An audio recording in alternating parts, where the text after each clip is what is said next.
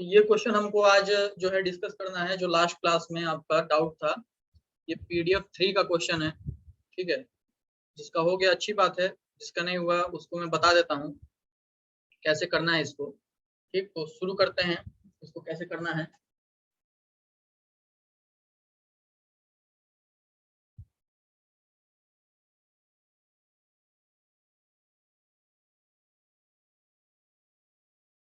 अब देखो जरा, इसमें देखो याद रखना कि मोमेंट ऑफ इनर्शिया दिया हुआ है I, डाइपोल मोमेंट दिया हुआ है P, इलेक्ट्रिक फील्ड दिया हुआ है E, और बोला है कि ये स्टेबल इक्विलिब्रियम पोजीशन है या नहीं, सॉरी हाँ, स्टेबल इक्विलिब्रियम पोजीशन में है। If it is displaced slightly from the mean position, find the period of small oscillation। हमको पीरियड बताना है इसका। तो शुरू करते हैं।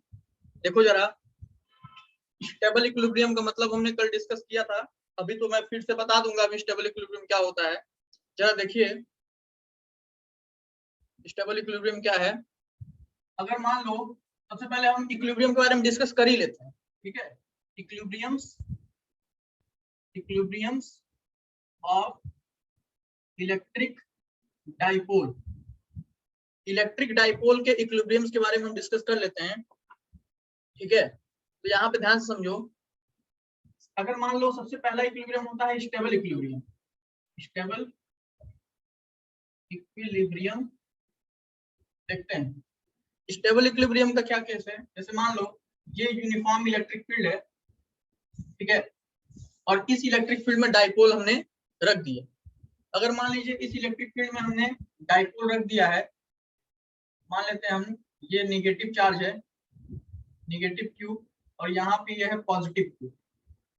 तो यहाँ पे आप देख रहे हैं कि डाइपोल मूवमेंट जो उसकी डायरेक्शन इलेक्ट्रिक फील्ड के डायरेक्शन में। और मैंने एक बात डिस्कस की थी कि हमेशा इलेक्ट्रिक फील्ड चाहता है कि वो इलेक्ट्रिक डाइपोल को खुद के डायरेक्शन में क्या करे, अलाइन करवा दे। ये हमने देखा था पिछले क्लास में। अब जरा ध्यान देना कि हमको डिसाइड करना है कि ये स्टेबल इक्विलिब्रियम है या नहीं है। तो सबसे पहले मेरी बात ध्यान से समझो, स्टेबल इक्विलिब्रियम होने के कुछ कंडीशंस होते हैं जो हम डिस्कस पहले ही कर चुके हैं क्लास 11 में। सबसे पहली कंडीशन क्या होती है कि एक रीस्टोरिंग फोर्स प्रेजेंट होना चाहिए।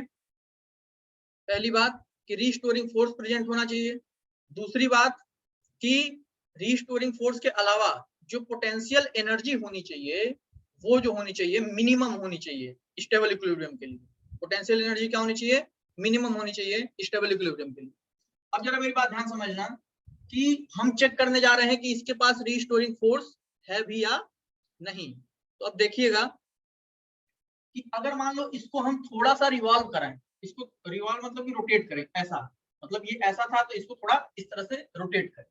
मतलब कुछ ये सिचुएशन हम यहाँ पे दिखाएं, ये इलेक्ट्रिक फील्ड है और इस तरह से हम रोटेट करें, प्लस Q और ये माइनस, ठीक है। तो इस तरह से अगर हम रोटेट करते हैं, मान लीजिए किसी एंगल थीटा पे हमने रोटेट कर, ठीक, तो आप देखिए कि रीस्टोरिंग फोर्स लग रहा है या नहीं लग रहा।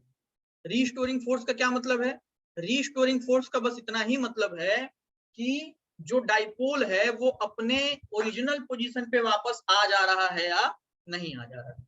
तो यहाँ पे अगर आप देखोगे तो प्लस Q पे जो इलेक्ट्रिक फील्ड होती है अपने डायरेक्शन में ही जो है फोर्स लगाती है उतना QE, और माइनस Q पे निगेटिव चार्ज पे इलेक्ट्रिक फील्ड अपने डायरेक्शन के अपोजिट डायरेक्शन में फोर्स लगाती है कितना, QE। सेम मैग्नीट्यूड होता है बस वो डायरेक्शन अलग होता है, ठीक है। तो इतना फोर्स लगाती है। मतलब ये फोर्स, ये दोनों फोर्सेस क्या चाह रहे हैं, दोनों फोर्सेस चाह रहे हैं ये डाइपोल कुछ इस तरह का हो जाए, ठीक है। दोनों फोर्सेस चाह रहे हैं घुमाना इसको, मतलब इसकी इनिशियल पोजीशन में लाना चाह रहे हैं, यानी कि यहाँ पे रीस्टोरिंग फोर्स प्रेजेंट है, ठीक है। यहाँ पे रीस्टोरिंग फोर्स प्रेजेंट है, ठीक है। मतलब हियर ये सब लिखना है आप लोगों को, रीस्टोरिंग फोर्स इज प्रेजेंट, ठीक है।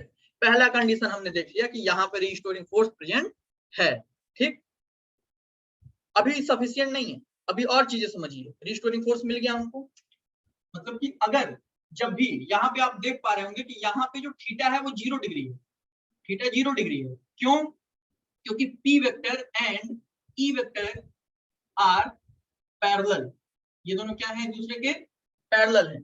तो यहाँ पे अगर थीटा 0 डिग्री होगा तो अगर हम पोटेंशियल एनर्जी की बात करें पोटेंशियल एनर्जी जो होगी यू जो होगी वो यहाँ पे क्या हो जाएगी, माइनस पी कॉस थीटा होता है, थीटा की जगह 0 करोगे तो माइनस पीई होगा कि नहीं होगा। ये मिनिमम पोटेंशियल एनर्जी मैंने बताया था कि मिनिमम पोटेंशियल एनर्जी होती है माइनस पीई। तो यहाँ पे आप देख रहे हैं कि पोटेंशियल एनर्जी भी मिनिमम है और साथ ही साथ रिस्टोरिंग फोर्स भी लग रहा है। यानी कि जब भी इलेक्ट्रिक डाइपोल इलेक्ट्रिक फील्ड से 0 डिग्री एंगल बनाता है वो सिचुएशन जो होती है स्टेबल इक्विलिब्रियम की सिचुएशन होती है। ठीक है, तो यहाँ पे आपको ये ध्यान देना है, ये स्टेबल इक्विलिब्रियम पोजीशन है जब इलेक्ट्रिक डाइपोल मूवमेंट और इलेक्ट्रिक फील्ड की डायरेक्शन पैरेलल हो या सेम हो। और हमने देख लिया कि थोड़ा भी हम डिस्प्लेस करें, आप इधर अब मैंने डिस्प्लेस किया है, आप चाहें तो इसको नीचे की तरफ भी डिस्प्लेस करोगे तो देखोगे रिस्टोरिंग फोर्स ही यहाँ पे लगेगा। ठीक है, तो ये क्या करेगा, ये इसको क्या करेगा, अपने इनिशियल पोजीशन में अलाइन करा देगा। तो यहाँ पे ये स्टेबल इक्विलिब्रियम कंडीशन होती है। ठीक, इसका आप स्क्रीनशॉट ले सकते हो। फिर इसके बाद हमको क्या करना है, अनस्टेबल इक्विलिब्रियम कंडीशन के बारे में हमको डिस्कस करना है। अनस्टेबल इक्विलिब्रियम के कंडीशन के बारे में हम डिस्कस करने जा रहे हैं, ध्यान से देखिएगा। Second point, unstable equilibrium condition. देखिए भैया,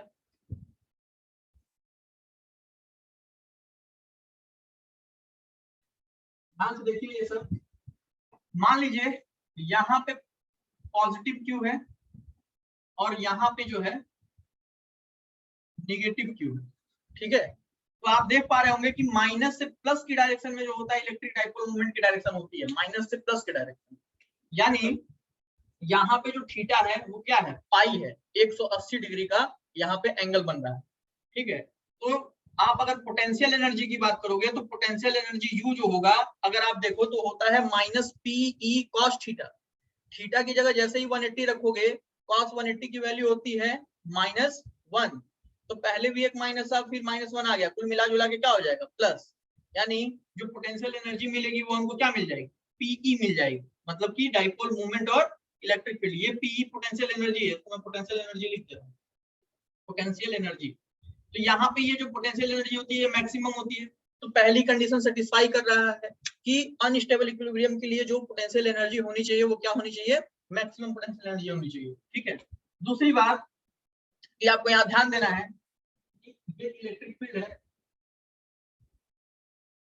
अब इसको थोड़ा रोटेट कराया जाए, रोटेट करा के देखें कि रिस्टोरिंग फोर्स लग रहा है या नहीं लग रहा है, या अपने इनिशियल पोजीशन पे आ पाएगा या नहीं आ पाएगा। तो यहाँ पे आप देखोगे तो यहाँ पे अगर आप इसको रोटेट कराओ तो माइनस वाला ऊपर प्लस वाला नीचे चला जाएगा, तो माइनस इधर है प्लस इधर आ जाएगा। ठीक है, तो अब देखते हैं कि फोर्स किधर लग रहा है। तो इलेक्ट्रिक फील्ड निगेटिव चार्ज क्या करती है, अपोजिट डायरेक्शन में फोर्स लगाती है क्यूई, और इलेक्ट्रिक फील्ड पॉजिटिव चार्ज में क्या करती है, सेम डायरेक्शन में फोर्स लगाती है क्यूई। तो आप देख पा रहे हो कि आपने इसको इधर रोटेट कराया, जब रोटेट कराया तो जो फोर्सेस लगने शुरू हुए वो भी क्या कर रहे हैं, डिस्प्लेसमेंट के डायरेक्शन में ही फोर्स लग रहा है। मतलब वो इस डाइपोल को अपने इनिशियल पोजीशन में नहीं ला पाएंगे। क्यों, क्योंकि डाइपोल को इनिशियल पोजीशन में आने के लिए यहाँ नेगेटिव चार्ज है तो ये नेगेटिव चार्ज वापस यहाँ आना चाहिए ना। लेकिन आप देखोगे कि फोर्स ऐसा लग रहा है कि ये दूर जाए, मतलब नेगेटिव चार्ज इधर आ जाएगा, पॉजिटिव चार्ज इधर आ जाएगा। और ये प्रॉपर्टी होती है जो हम डिस्कस कर चुके हैं कि इलेक्ट्रिक फील्ड चाहती है कि डाइपोल जो हो हमेशा उसके डायरेक्शन में अलाइन कर रहा है। ठीक है, तो यहाँ पे कोई भी नो रिस्टोरिंग फोर्स एग्जिस्ट, कोई रिस्टोरिंग फोर्स यहाँ पे एग्जिस्ट नहीं करता है। ठीक है, तो यानी कि रिस्टोरिंग फोर्स भी नहीं है, पोटेंशियल एनर्जी भी मैक्सिमम है। यानी कि जब इलेक्ट्रिक डाइपोल 180 डिग्री का एंगल फॉर्म करता है इलेक्ट्रिक फील्ड से, ठीक है, जैसे यहाँ पे इस तरह से, तो ये अनस्टेबल इक्विलिब्रियम कंडीशन में होता है। आप इसका भी स्क्रीनशॉट ले सकते हैं, फिर हम न्यूमेरिकल पे आते हैं। ठीक है, चलो तो अब ध्यान देते हैं उस न्यूमेरिकल की। अगर हम बात करें जो मैं अभी दिखा रहा था, ये वाले न्यूमेरिकल की अगर हम बात करें तो कैसे करेंगे, तो इस न्यूमेरिकल में पहले ही बोल रखा है, क्या बोल रखा है कि स्टेबल इक्विलिब्रियम पोजीशन में डाइपोल रखा हुआ है। तो स्टेबल इक्विलिब्रियम कंडीशन में डाइपोल अगर रखा हुआ है इसका मतलब कुछ ये सिचुएशन, मैं इसका सोल्यूशन कर रहा हूँ, सोल्यूशन कर रहा हूँ, ध्यान दीजिएगा। ये इलेक्ट्रिक फील्ड है, यहाँ पे इलेक्ट्रिक डाइपोल रखा हुआ है स्टेबल इक्विलिब्रियम पोजीशन में, यानी कि इस पोजीशन में। ठीक है, इसको हमने क्या किया, थोड़ा सा रोटेट करा दिया, ठीक, हल्का सा थीटा रोटेट करा दिया। ये प्लस क्यू, यहाँ पे माइनस, कुछ थीटा रोटेट करा के जब आप रोटेट करा दोगे तो यहाँ आपको पता है कि नेट फोर्स तो जीरो होता है ना सिस्टम। इलेक्ट्रिक डाइपोल अगर यूनिफॉर्म इलेक्ट्रिक फील्ड में हो तो नेट फोर्स जीरो होता है, ठीक है। तो इसको हमने रोटेट जैसे ही कराया तो यहाँ पे नेट टॉर्क प्रेजेंट होगा। क्या प्रेजेंट होगा? नेट टॉर्क प्रेजेंट होगा, ठीक है। तो जो नेट टॉर्क होगा, net torque on electric dipole जो होगा उसका सोल्यूशन मैं करा रहा हूँ, ध्यान दीजिएगा। जो नेट टॉर्क होगा वो क्या होता है, हम जानते हैं कि पीई साइन थीटा होता है। क्या होता है? पीई साइन थीटा होता है। अगर आप उस क्वेश्चन को देखोगे वहां पे तो आपको क्या दिखाई देगा? आपको दिखाई देगा कि if it is displaced slightly from its mean position. Slightly मतलब होता है कि बहुत छोटे एंगल के लिए, मतलब वो इनडायरेक्ट कहना चाह रहा है कि ये जो थीटा आपने रोटेट कराया है ये बहुत स्मॉल है, बहुत छोटा है, ठीक है। तो यहाँ पे आप लिख सकते हैं फॉर स्मॉल एंगल, ये बहुत बार हो चुका है, फॉर स्मॉल एंगल थीटा जो टॉर्क नेट होगा, टॉर्क नेट की वैल्यू पीई थीटा हो जाएगी कि नहीं हो जाएगी? एकदम हो जाएगी, ठीक है, पीई थीटा हो जाएगी। चलो अब यहां से आप एक चीज समझ सकते हैं कि एक चीज समझिएगा, जैसे देखो एनालॉग लेना मैंने सिखा रखा है 11 पूरा कि जैसे एफ जो होता है वो एम इंटू ए के बराबर होता है। जब हम रोटेशन पढ़ रहे थे तो मैंने एनालॉग लेना सिखाया था कि एफ की जगह हम टॉर्क रख सकते हैं, मास की जगह हम मोमेंट ऑफ इनर्शिया रख सकते हैं और एक्सेलरेशन की जगह अल्फा रख सकते हैं। यहां से अल्फा की जो वैल्यू आती है वो टॉर्क अपॉन आई आ जाएगी, मोमेंट ऑफ इनर्शिया। एनालॉग ले रहा हूं और कुछ नहीं कर रहा, ठीक है। तो इतना हम कर सकते हैं। अगर आप देखोगे तो टॉर्क की जगह हम यहाँ पे, सॉरी हाँ ठीक है, तो यहाँ पे टॉर्क की जगह हम आई अल्फा लिख सकते हैं, आई अल्फा लिख सकते हैं और पीई थीटा हो जाएगा। तो अल्फा की वैल्यू क्या हो जाएगी? पीई अपॉन आई और थीटा। एक चीज बताइए, क्या जब हम रोटेट करा रहे हैं तो स्टेबल इक्विलिब्रियम से जब आप रोटेट कराओगे तो रीस्टोरिंग फोर्स या फिर आप कह लें कि रीस्टोरिंग टॉर्क प्रोवाइड होता है ना, तो रीस्टोरिंग टॉर्क प्रोवाइड होगा तो हम यहाँ पे माइनस साइन लगा सकते हैं। तो आप देखोगे यहाँ पे हम जानते हैं, फिर एनालॉग हम ले सकते हैं। जब आप सिंपल हार्मोनिक मोशन देखते हो तो acceleration is equal to minus omega square x आप यूज करते हो। उसी तरह से रोटेशन की अगर बात करोगे, रोटेशन की बात करोगे तो alpha is equal to minus omega square theta use करने लगोगे।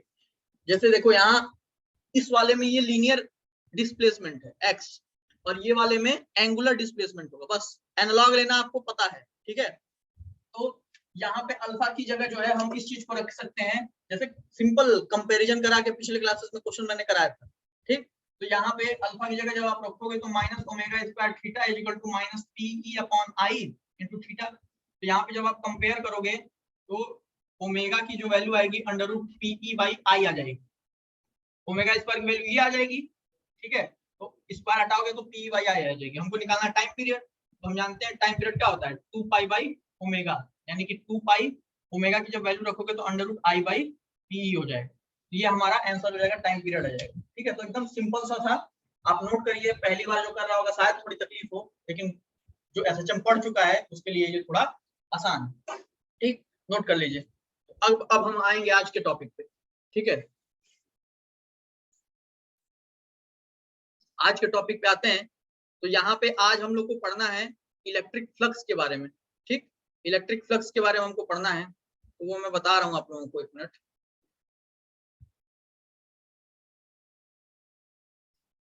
ठीक है, इलेक्ट्रिक फ्लक्स पढ़ने से पहले सब लोग एक चीज जरा ध्यान देंगे कि एरिया क्या, कौन सी क्वांटिटी होती है। एरिया कौन सी क्वांटिटी होती है? तो अभी तक शायद जो 12th में बच्चे पढ़ रहे हैं उनको पता चले कि एरिया जो होती है स्केलर क्वांटिटी होती है। उनको लगेगा कि एरिया तो यार मैग्नीट्यूड है, स्केलर क्वांटिटी। लेकिन एक बात याद रखिएगा, एरिया जो होता है टाइम टू टाइम अपना नेचर चेंज करता रहता है। उसको स्केलर भी हम कंसिडर कर सकते हैं और समय पड़ने पे उसको वेक्टर भी कंसिडर कर सकते हैं। तो यही आज हमारा टॉपिक है, एरिया एज अ वेक्टर, ठीक। तो आप इसको ध्यान से देखिएगा, यहाँ लिखा भी हुआ है in general area is considered as scalar but for many cases area of a surface is taken as vector and the direction of area vector is taken in the direction normal to the surface। हमेशा याद रखना कि जो area vector होता है, area vector जो होता है वो स्केलर क्वांटिटी तो हम कंसीडर करते हैं, लेकिन कहीं कहीं जगहों पे हमको वेक्टर कंसीडर करना पड़ता है। और जो एरिया होता है वो हमेशा सरफेस के परपेंडिकुलर लगता है। जैसे आप देखोगे यहाँ पे एक कर्व सरफेस दिख रहा है आपको, तो यहाँ पे सरफेस के परपेंडिकुलर जो होगा एरिया होगा। जैसे मान लो आप इस पॉइंट की बात करो, तो इस पॉइंट पे जो एरिया होगा वो इधर की तरफ होगा, सरफेस के परपेंडिकुलर होना चाहिए, मतलब रेडियल। देखो यहाँ पे ये अगर स्फेरिकल सरफेस है तो यहाँ से देख रहे हो आप, सेंटर से ये जा रहा होगा, तो सेंटर हमेशा परपेंडिकुलर पड़ता है सरफेस पे। जैसे इस पॉइंट की अगर आप बात करो, इस पॉइंट की अगर बात करोगे तो ये सेंटर से जब आप जोड़ोगे तो ये जो पॉइंट जाएगा, एरिया वेक्टर की डायरेक्शन इधर हो जाएगी। मतलब हर पॉइंट का डायरेक्शन एरिया वेक्टर जो होगा वो उस पॉइंट के नॉर्मल होना चाहिए एरिया वेक्टर, ठीक है। जैसे जैसे ये सरफेस देखो, ये सरफेस, ठीक है, ये सरफेस आपको दिख रहा है, ये एक प्लेन शीट है, तो यहाँ पे जो एरिया वेक्टर होना चाहिए वो क्या होना चाहिए, इस डायरेक्शन में होना चाहिए, ठीक है, परपेंडिकुलर। आपको लग रहा होगा कि सर इधर भी तो हो सकता है, हाँ एकदम हो सकता है, मतलब वो सरफेस के क्या होना चाहिए, परपेंडिकुलर होना चाहिए, ठीक है, एरिया वेक्टर। तो आपको ये सब बातें ध्यान देनी है। तो एरिया जो होता है हमको उसको क्या करके कंसिडर करके चलना है, उसको हमको कंसिडर करना है वेक्टर क्वांटिटी। तो यहाँ पे जैसे आप एक सरफेस देख रहे होगे, तो किसी भी लैमिना के दो सरफेसेस होते हैं, ऊपर का अपवर्ड सरफेस एक, नीचे वाला जो सरफेस होगा वो होता है। तो अगर ऊपर वाले सरफेस को हम A1 बोल दे रहे हैं और उसको A n कैप से रिप्रेजेंट कर रहे हैं, तो नीचे वाले सरफेस का क्या होगा, बस इसका डायरेक्शन अपोजिट होगा। सरफेस एरिया का मैग्नीट्यूड तो सेम है ना, ये सरफेस एरिया का जो मैग्नीट्यूड है ये तो सेम है दोनों के लिए, बस क्या होगा, डायरेक्शन चेंज होगा। इस वाले सरफेस के लिए एरिया वेक्टर इसके परपेंडिकुलर और नीचे वाले सरफेस के लिए एरिया वेक्टर उसके परपेंडिकुलर। तो जो अंतर आता है वो क्या आता है, सिंपल माइनस साइन का आता है। ये माइनस साइन क्या बताता है कि एरिया वेक्टर जो है निगेटिव है, ठीक है।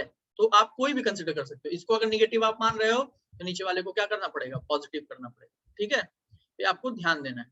अब आज हम लोगों को शुरू करना है इलेक्ट्रिक फ्लक्स के बारे में। इलेक्ट्रिक फ्लक्स एक क्वांटिटी होती है, बहुत इंपॉर्टेंट टॉपिक है ये इलेक्ट्रिक फ्लक्स। सिंपल सी बात यह है कि कोई अगर हम सरफेस एरिया लेते हैं तो उस सरफेस एरिया से कितना इलेक्ट्रिक फील्ड लाइन पास हो रही है, number of electric field lines passing through a given surface area, उसी को हम क्या कहते हैं, इलेक्ट्रिक फ्लक्स कहते हैं, ठीक है।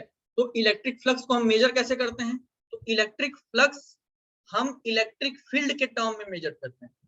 इलेक्ट्रिक फ्लक्स को हम इलेक्ट्रिक फील्ड स्ट्रेंथ के टर्म में, इलेक्ट्रिक फील्ड स्ट्रेंथ का सिंपल सा मतलब है कि जो हम इलेक्ट्रिक फील्ड निकालते हैं मैग्नीट्यूड, उसी को इलेक्ट्रिक फील्ड स्ट्रेंथ है। तो इलेक्ट्रिक फील्ड स्ट्रेंथ के टर्म में हम मेजर करते हैं। तो क्या होता है इलेक्ट्रिक फ्लक्स, या फिर हम कह सकते हैं कि इलेक्ट्रिक फ्लक्स के टर्म में इलेक्ट्रिक फील्ड क्या होती है। तो electric field strength is defined as electric flux passing through a unit normal area, ठीक, यानी कि फ्लक्स पर यूनिट एरिया को हम इलेक्ट्रिक फील्ड कहते हैं। और यहाँ से आप फ्लक्स, ये फाई है, ये क्या है, फाई है, फाई को हम, फ्लक्स को हम फाई से रिप्रेजेंट करते हैं। तो फाई क्या हो जाएगा, electric field into surface area, आपको ये ध्यान देना है, ठीक है। Electric field into surface area. Surface area कैसा होना चाहिए, परपेंडिकुलर टू द सरफेस, कैसा होना चाहिए, परपेंडिकुलर टू द सरफेस। आप ये भी कह सकते हैं कि electric flux is defined as the product of electric field strength to the normal surface area, ठीक है। तो इलेक्ट्रिक फील्ड स्ट्रेंथ और नॉर्मल सरफेस एरिया का प्रोडक्ट ले लें तो वो भी इलेक्ट्रिक फ्लक्स कहलाएगा। वैसे जनरली हम इलेक्ट्रिक फ्लक्स सिंपल सा ये ऐसा मतलब समझिए कि किसी भी दिए गए सरफेस एरिया से कितनी number of electric field lines pass कर रही हैं, उसी को हम क्या कहते हैं, इलेक्ट्रिक फ्लक्स कहते हैं, ठीक है। और इलेक्ट्रिक फ्लक्स जो है हम इलेक्ट्रिक फील्ड के टर्म में डिफाइन कर सकते हैं, ठीक, ये बात क्लियर।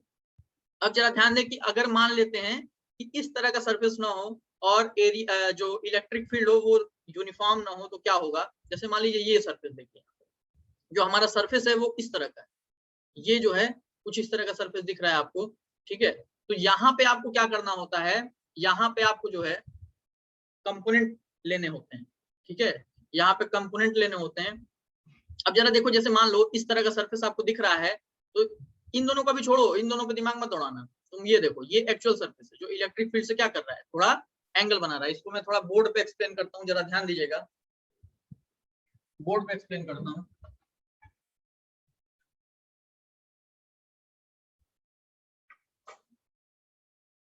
एक चीज मैं आपको बता दूं कि इसके पहले वाला जो वीडियो रिकॉर्ड हुआ था हमारा, जिसमें हमने टॉर्क और पोटेंशियल एनर्जी पढ़ा था, और आज जो हम पढ़ रहे हैं, आज का वीडियो तो भी बहुत इंपॉर्टेंट है, ये भी मैं रिकॉर्ड कर ही रहा हूँ।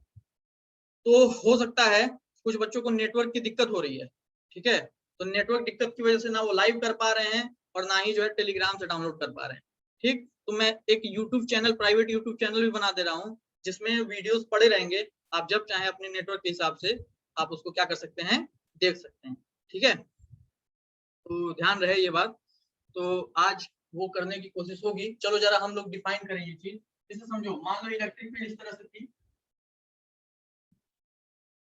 इलेक्ट्रिक फील्ड इस तरह से थी, ठीक है, यहाँ पे हमने एक प्लेट रख दिया था। प्लेट जब आप रखोगे तो आपको पता है कि जो एरिया वेक्टर होता है वो सरफेस के क्या होना चाहिए, नॉर्मल होना चाहिए। एरिया वेक्टर सरफेस के नॉर्मल होना चाहिए। जैसे समझो ये कैसा रखा हुआ है, मैं दिखा दे रहा हूँ, इस तरह से रखा हुआ है, ये कुछ इस तरह से रखा हुआ है, ये देखो इस तरह से रखा हुआ है इलेक्ट्रिक फील्ड से। अब देखो जैसे मान लो ये ऐसा रखा रहता, इस तरह से रखा रहता, इलेक्ट्रिक फील्ड इस डायरेक्शन में थी, एरिया वेक्टर ऐसा हो जाता, क्योंकि सरफेस पे क्या होना चाहिए, एरिया वेक्टर नॉर्मल होना चाहिए। अब जैसे जो सरफेस है वो थोड़ा टिल्ट हो रहा है, जब सरफेस टिल्ट होगा तो एरिया वेक्टर भी तो टिल्ट होगा इसी के साथ। जैसे देखो पहले ऐसा था, पहले ऐसा था, अब सरफेस क्या हो रहा है, थोड़ा एंगल बना रहा है, टिल्ट हो रहा है। तो एक बात समझिए, जब सरफेस इस तरह से था तो नंबर ऑफ लाइन बहुत अच्छे से और बहुत ज्यादा पास करेंगे, लेकिन जब सरफेस थोड़ा एंगल बनाना शुरू करेगा, घूमना शुरू करेगा, तो एरिया वेक्टर भी घूम जाएगा, क्योंकि उसको तो सरफेस के परपेंडिकुलर रहना है, और साथ ही साथ लाइन का नंबर भी चेंज हो जाएगा, कम हो जाएगा, है ना। तो ये याद रखिएगा कि यहाँ पे कि जो एरिया वेक्टर की डायरेक्शन होगी कुछ इस तरह से हो जाएगी। अब समझ में आ रहा होगा क्यों, समझ रहे हो ना, कुछ इस तरह से एरिया वेक्टर की डायरेक्शन हो जाएगी, क्योंकि उसको तो सरफेस के परपेंडिकुलर रहना है। तो यहाँ से अगर हम एस से रिप्रेजेंट करते हैं एरिया वेक्टर को, इसे रिप्रेजेंट करते हैं, एस वेक्टर से रिप्रेजेंट करते हैं एरिया वेक्टर को, मान लेते हैं ये एंगल थीटा बना रहा है, क्या बना रहा है, एंगल थीटा बना रहा है। तो इस एरिया वेक्टर, इस तरह के एरिया में, मतलब एरिया वेक्टर जब कुछ एंगल बनाता है इलेक्ट्रिक फील्ड से, तो फ्लक्स कितना पास करता है वो हमको देखना है। जब समझो जब सरफेस एरिया ऐसा खड़ा खड़ा मतलब कि ये इलेक्ट्रिक फील्ड के पैरेलल परपेंडिकुलर था, तो एरिया वेक्टर ऐसा था, तो जो फ्लक्स पास करता था उसको हम सिंपली E इंटू एस कर देते थे। लेकिन अभी तो एरिया वेक्टर नॉर्मल नहीं है ना, है ना, मतलब एरिया वेक्टर सरफेस के केवल नॉर्मल है, लेकिन इलेक्ट्रिक फील्ड के साथ तो नहीं है। तो यहाँ पे थोड़ा फ्लक्स कम होगा, वो हमको देखना है, वही मैं दिखा रहा था इस डायग्राम की मदद से यहाँ पे। तो यहाँ पे देखो ये डायग्राम की मदद से मैं वही दिखा रहा था कि इसके दो कंपोनेंट होंगे। मान लीजिए कुछ एंगल बना रहा है ये, ठीक है, ये कुछ क्या कर रहा है, एंगल बना रहा है, यहाँ पे एंगल होगा इसका, क्योंकि यही एंगल जो होगा, ये यहाँ पे देखो ये जो एंगल आपको दिख रहा है, यही एंगल जो होगा, ये जो एंगल मैंने दिखाया है, ये वाला जो एंगल मैं दिखा रहा हूँ, ठीक है, ये वही वाला एंगल होगा इस ज्योमेट्री से। अब जरा मेरी बात ध्यान समझो, तो यहाँ पे जो है, तो इसको जब आप कंपोनेंट्स में ब्रेक करोगे, तो देखो जब ये जो तुमको दिख रहा है, ये जो सरफेस दिख रहा है, इसको जब तुम कंपोनेंट, ये थीटा है, तो जब इस सरफेस को थीटा के तरफ ले जाओगे तो देखो ये एस कॉस थीटा हो जाएगा, और जब इस सरफेस को थीटा से दूर ले जाओगे तो ये क्या हो जाएगा, एस साइन थीटा। देखो इसको दूर ले जाओ तो ये पैरेलल बनेगा, वो वाला देखें आप या ये वाला देखें, बात बराबर ही, तो एस साइन थीटा हो जाएगा। तो एक बात बताओ, एस साइन थीटा से कोई भी फ्लक्स पास करेगा क्या, नहीं, कोई लाइन पास ही नहीं करेगी, क्योंकि वो तो लाइन के पैरेलल ही हो गया है ना, कोई लाइन पास नहीं करेगी। और केवल जो लाइंस पास करी है वो कौन से वाले सर्फेस से पास करी है, कॉस थीटा वाले सर्फेस से पास करी है ना। तो हमारा डिफिनीशन ही यही था, हमको यही ध्यान देना है कि इलेक्ट्रिक फ्लक्स क्या होता है, कि electric field lines passing through the normal surface area, number of electric field lines passing through the normal surface area. ठीक है, नॉर्मल मतलब इलेक्ट्रिक फील्ड के जो नॉर्मल सरफेस एरिया उससे कितनी लाइंस पास हो रही हैं, वही इलेक्ट्रिक फ्लक्स होता है, क्योंकि ये वाले सरफेस से तो कभी लाइन ही पास नहीं होगी, है ना, ये वाला हमको लेना पड़ेगा एरिया। तो वही यहाँ पे देखो, यहाँ पे ये जो है एस साइन थीटा से जो फ्लक्स पास कर रहा है वो 0 है, और एस कॉस थीटा से जो फ्लक्स पास कर रहा है उसको हम क्या कर रहे हैं, एस कॉस थीटा। ठीक है, तो अगर आप देखोगे, जैसे मैंने पीछे डायग्राम में यहाँ दिखाया हुआ है कि यहाँ पे ये जो एंगल थीटा है वो एस वेक्टर और ई वेक्टर के बीच का एंगल है।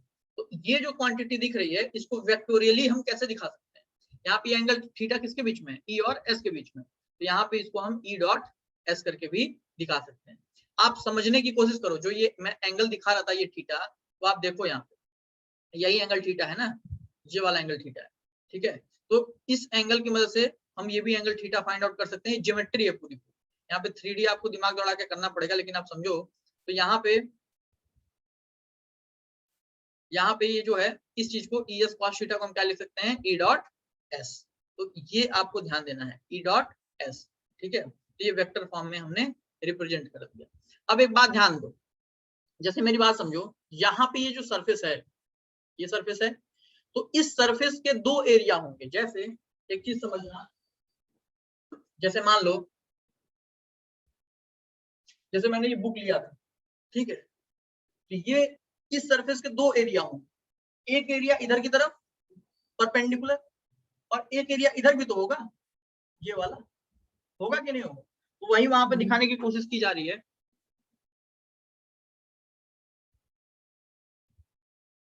तो यहाँ पे यही दिखाने की कोशिश की जा रही है कि ये जो सरफेस है इसके दो एरिया हैं, एक ये एरिया और इसी का दूसरा भाई ये एरिया, ठीक है, बस इनकी डायरेक्शन अलग है, मैग्नीट्यूड तो सेम है। इलेक्ट्रिक फील्ड से थीटा एंगल बना रहा है। तो जब आप ये थीटा एंगल देखो तो थीटा ये क्या है, ये थीटा एंगल की अगर आप बात करोगे यहाँ पे, ठीक है, तो यहाँ पे ये देखो, ये जो इलेक्ट्रिक फील्ड है, ये वाली, ये जो इलेक्ट्रिक फील्ड है यहाँ पे, ये वाली इलेक्ट्रिक फील्ड नीचे वाले सरफेस से बाहर निकल रही है, निकल रही है कि नहीं निकल रही है, नीचे वाले सरफेस से बाहर निकल रही है। तो यहाँ पे जब आप देखोगे, क्योंकि ये फ्लक्स क्या होता है, ई डॉट एस होता है, ई डॉट एस का मतलब होता है ई एस कॉस थीटा। तो यहाँ पे अगर आप देखो तो थीटा एक्यूट एंगल है कि नहीं, एक्यूट एंगल है। तो जब थीटा एक्यूट एंगल होगा तो ये पूरी की पूरी क्वांटिटी क्या होगी, पॉजिटिव। देखो बहुत इंपॉर्टेंट पॉइंट बता रहा हूँ, बच्चे होते हैं कंफ्यूज हमेशा, न्यूमेरिकल कराऊंगा तो ये सब का यूज आएगा, तो ये बात ध्यान देना। तो ये फ्लक्स यहाँ पे ई एस कॉस थीटा जो आया है वो क्या होगा, पॉजिटिव होगा, होगा ना। क्यों, यहाँ पे आप लोग लिख लीजिएगा, ये पीडीएफ तो मैं भेजूंगा ही भेजूंगा, ये सारी बातें देखो हैंडमेड नोट है, ये आपको लिखना ही लिखना है अपने नोट्स में, ठीक है। यहाँ पे पीडीएफ में जो भी चीजें आपको दिखाई जाती हैं वो ये नहीं है कि कहीं से उठा के फालतू चीज लाके दिखा दिया मैं, नहीं, यहाँ पे केवल वही चीजें दिखाई जाती हैं जो आपके नोट्स में जाना चाहिए। समझ में आ रहा है, तो ये थोड़ा आपको ध्यान देना है। तो यहाँ पे ये थीटा क्या है, थीटा एक्यूट होने की वजह से ये वाले सरफेस का यहाँ पे जो फ्लक्स होगा वो क्या होगा, पॉजिटिव होगा। मतलब यहाँ पे आपको ध्यान देना है कि फ्लक्स कमिंग आउट, मतलब जो आउट गोइंग फ्लक्स होता है, इसको आप आगे लिख सकते हैं कि जो आउट गोइंग फ्लक्स होता है, कॉपी में लिखते रहो, जो आउट गोइंग फ्लक्स होता है वो हमेशा पॉजिटिव हो, आप निकालोगे मैथमेटिकली वो हमेशा पॉजिटिव आए, ठीक है। लेकिन अगर आप इस वाले एरिया की बात करो तो देखोगे तो इलेक्ट्रिक फील्ड ये है, देखो यहाँ ये इलेक्ट्रिक फील्ड है, इलेक्ट्रिक फील्ड से इसका जब एंगल देखोगे, ये जो एंगल आपको दिख रहा है, अगर ये थीटा है तो ये वाला पूरा एंगल कितना होगा, 180 माइनस थीटा, ठीक है। यहाँ पे ये देखो एक लाइन में नहीं बन पाया है, लेकिन अगर मान लो इसको उठा के यहाँ बनाया जाए तो आप देखोगे यहाँ पे एक स्ट्रेट लाइन बनेगा, बनेगा ना। तो अगर ये एंगल थीटा है तो ये पूरा एंगल कितना होगा, 180 माइनस थीटा। ये देखो ये हाँ, ये जैसे यहाँ पे रिप्रेजेंट कराया गया है कि अगर ये थीटा है तो ये पूरा एंगल कितना होगा, 180 माइनस थीटा होगा, ठीक है। तो आप जैसे ही यहाँ पे देख रहे हो कि ये जो, अगर ये एंगल एक्यूट है तो ये वाला एंगल क्या हो जाएगा, ऑब्ट्यूज एंगल हो जाएगा। तो जो हमारा ई एस कॉस थीटा आया उसमें आप थीटा जो है ऑब्ट्यूज करोगे तो ई एस कॉस थीटा जो होगा निगेटिव होगा कि नहीं होगा, वही यहाँ पे रिप्रेजेंट कराया गया है कि जो यहाँ पे, अरे यार देखो यार, जब थीटा को तुम पाई माइनस थीटा से रिप्रेजेंट कर दोगे ना तो कॉस पाई माइनस थीटा जो होता है माइनस कॉस थीटा होता है, ठीक है। अरे कॉस पाई माइनस थीटा जो होता है क्या होता है, माइनस कॉस थीटा। तो यहाँ पे देख रहे हो फ्लक्स क्या आ रहा है, निगेटिव आ रहा है, यानी कि flux going into, flux going into का मतलब क्या है कि इनकमिंग फ्लक्स, इसको आप कह सकते हैं इनकमिंग फ्लक्स, जो फ्लक्स आ रही है उसको इनकमिंग फ्लक्स आप कह सकते हैं कि नहीं कह सकते हैं। अब जरा ध्यान दो, ये आउटगोइंग फ्लक्स हमेशा पॉजिटिव होता है, इनकमिंग फ्लक्स हमेशा निगेटिव होता है, ये आपको ध्यान देना है। जैसे ये समझिए ये वाली बात कि इसमें अगर आपसे पूछा, ये एक डिस्क है, सर्कुलर डिस्क है, इसमें पूछा कि बताओ इस सर्कुलर डिस्क से कितना फ्लक्स पास कर रहा है, तो आप देखोगे दो बातें हैं कि आपसे दो तरह से सवाल पूछ सकता है कि इनकम, ये जो डिस्क है इसमें कितने इनकमिंग फ्लक्स है, या फिर आपसे ये पूछ सकता है कि ये जो डिस्क है इसमें कितने आउटगोइंग फ्लक्स है। तो आप जरा ध्यान दो, अगर आप इनकमिंग फ्लक्स की बात करोगे तो ये जो इलेक्ट्रिक फील्ड लाइंस हैं वो ये वाले सरफेस से जो है वो इंट्री कर रही हैं, तो ये वाले सरफेस से एंट्री कर रही हैं, तो इसका जो एरिया वेक्टर होगा वो हमेशा और हमेशा परपेंडिकुलर होगा ना इसके, इसका एरिया वेक्टर इधर की तरफ होगा, इधर की तरफ, ठीक है। इसका एरिया वेक्टर किधर की तरफ होगा, इधर की तरफ। तो आप देखोगे तो ये एरिया वेक्टर और इलेक्ट्रिक फील्ड के बीच में जो एंगल बनेगा वो 180 डिग्री का बनेगा। तो हम जानते हैं कि जो फ्लक्स होता है वो क्या होता है, E S cos theta, theta की जगह जैसे ही आप 180 रखोगे तो फ्लक्स की वैल्यू आ जाएगी माइनस ई एस, ठीक है। तो यहाँ पे अगर रेडियस r है जिसका, तो एरिया कितना हो जाएगा, पाई r स्क्वायर। तो अगर आपसे दो सवाल पूछे गए कि find the amount of incoming flux, तो इनकमिंग फ्लक्स के लिए आपको इधर का एरिया लेना पड़ेगा, ठीक है। तो यहाँ पे जो इनकमिंग फ्लक्स हो जाएगा वो हो जाएगा phi equals to E pi R square minus E pi R square. Incoming flux की वैल्यू कितनी हो जाए, ये देखो, ये आप अपने नोट्स में लिखना, साथ ही साथ जो मैं बोलते जा रहा हूँ उसको साइड में कहीं लिखते जाओ, ठीक है, ताकि वो याद आए कि इसके साथ साथ आपको क्या लिखना है। कि ये जो यहाँ रिप्रेजेंट किया गया अभी इसको मैं डिस्कस करता हूँ, लेकिन अभी जो चीजें नहीं लिखी हैं वो डिस्कस कर रहा हूँ। कि इनकमिंग फ्लक्स पूछेगा तो वो होगा pi incoming equals to minus E pi R square. अरे समझो, अगर और भी दिक्कत हो रही है तो ये समझो जरा। देखो यहाँ पे देखो, मान लो ये यहाँ पे ऐसा डिस्क है, डिस्क है ना, जैसे समझो ये डिस्क छोड़ो, ये यहाँ पे ऐसा ऐसा है, ठीक है। यहाँ से इलेक्ट्रिक फील्ड लाइंस इस तरह से पास कर रही हैं। तो इनकमिंग फ्लक्स की अगर आप बात करोगे तो इनकमिंग फ्लक्स ये वाले सरफेस से ही ना अंदर आ रही है फ्लक्स, उसी को इनकमिंग कहेंगे। तो इनकमिंग फ्लक्स ये जो एरिया होगा उसकी डायरेक्शन इधर होगी। आप इसको एरो मानो, जो मेरा कैप दिख रहा है एरो है ये। तो ये जो एरिया होगा उसका ये डायरेक्शन होगा। तो इलेक्ट्रिक फील्ड इधर से आ रही है, एरिया का डायरेक्शन ये है, तो 180 डिग्री हुआ। तो इनकमिंग फ्लक्स में जब थीटा की जगह आप जैसे फाई इक्वल्स टू क्या होता है, ES पास थीटा, थीटा की जगह जैसे ही 180 रखोगे माइनस में आ जाएगा, मतलब जो इनकमिंग फ्लक्स होगा वो नेगेटिव होगा। लेकिन अगर कहे कि भैया आउटगोइंग फ्लक्स की बात बताओ, कितना निकल रहा है, तो एरिया तो अभी वही है जो था मैग्नीट्यूड, लेकिन अभी एरिया का डायरेक्शन ये हो चुका है, क्योंकि परपेंडिकुलर होना चाहिए उस सरफेस पे, ठीक है। तो डायरेक्शन ये हो चुका है। तो यहाँ इलेक्ट्रिक फील्ड और एरिया वेक्टर का जो डायरेक्शन है वो सेम है, 0 डिग्री। तो जब आप रखोगे थीटा की जगह 0, तो फ्लक्स की वैल्यू आ जाएगी ES, है ना। तो वो आउटगोइंग फ्लक्स होगा। तो पहले ही मैंने बता दिया कि इनकमिंग फ्लक्स जो होता है वो निगेटिव होता है और आउटगोइंग फ्लक्स जो होता है पॉजिटिव होता है। आप मैथमेटिकली भी करके आप क्या कर पा रहे हैं, देख पा रहे हैं, ठीक है। तो यहाँ पे आप देखो, तो इनकमिंग फ्लक्स हो जाएगा आपका minus E pi R square, और ये जो वैल्यू लिखी हुई है ये आउटगोइंग फ्लक्स है। क्या है, आउटगोइंग फ्लक्स है, क्योंकि अभी एरिया वेक्टर इस डायरेक्शन में आ जाएगा, इस ये वाले सरफेस से निकल रहा है ना फ्लक्स वापस बाहर, ठीक है। तो आउटगोइंग फ्लक्स की वैल्यू हो जाएगी, एरिया वेक्टर इस डायरेक्शन में होगा जो इलेक्ट्रिक फील्ड से 0 डिग्री एंगल बनाएगा, तो ये ऐसा, ठीक। अब जरा समझिएगा ये क्या चीज है, इसको मैं पहले आपको बोर्ड पे बताता हूँ, ध्यान से देखना। जैसे यहाँ पे मान लो यहाँ एक स्पीयर है, क्या है, स्पीयर है, स्पीयर मतलब गेंद है, ठीक है। एक मिनट रुको जरा, मैं बताता हूँ।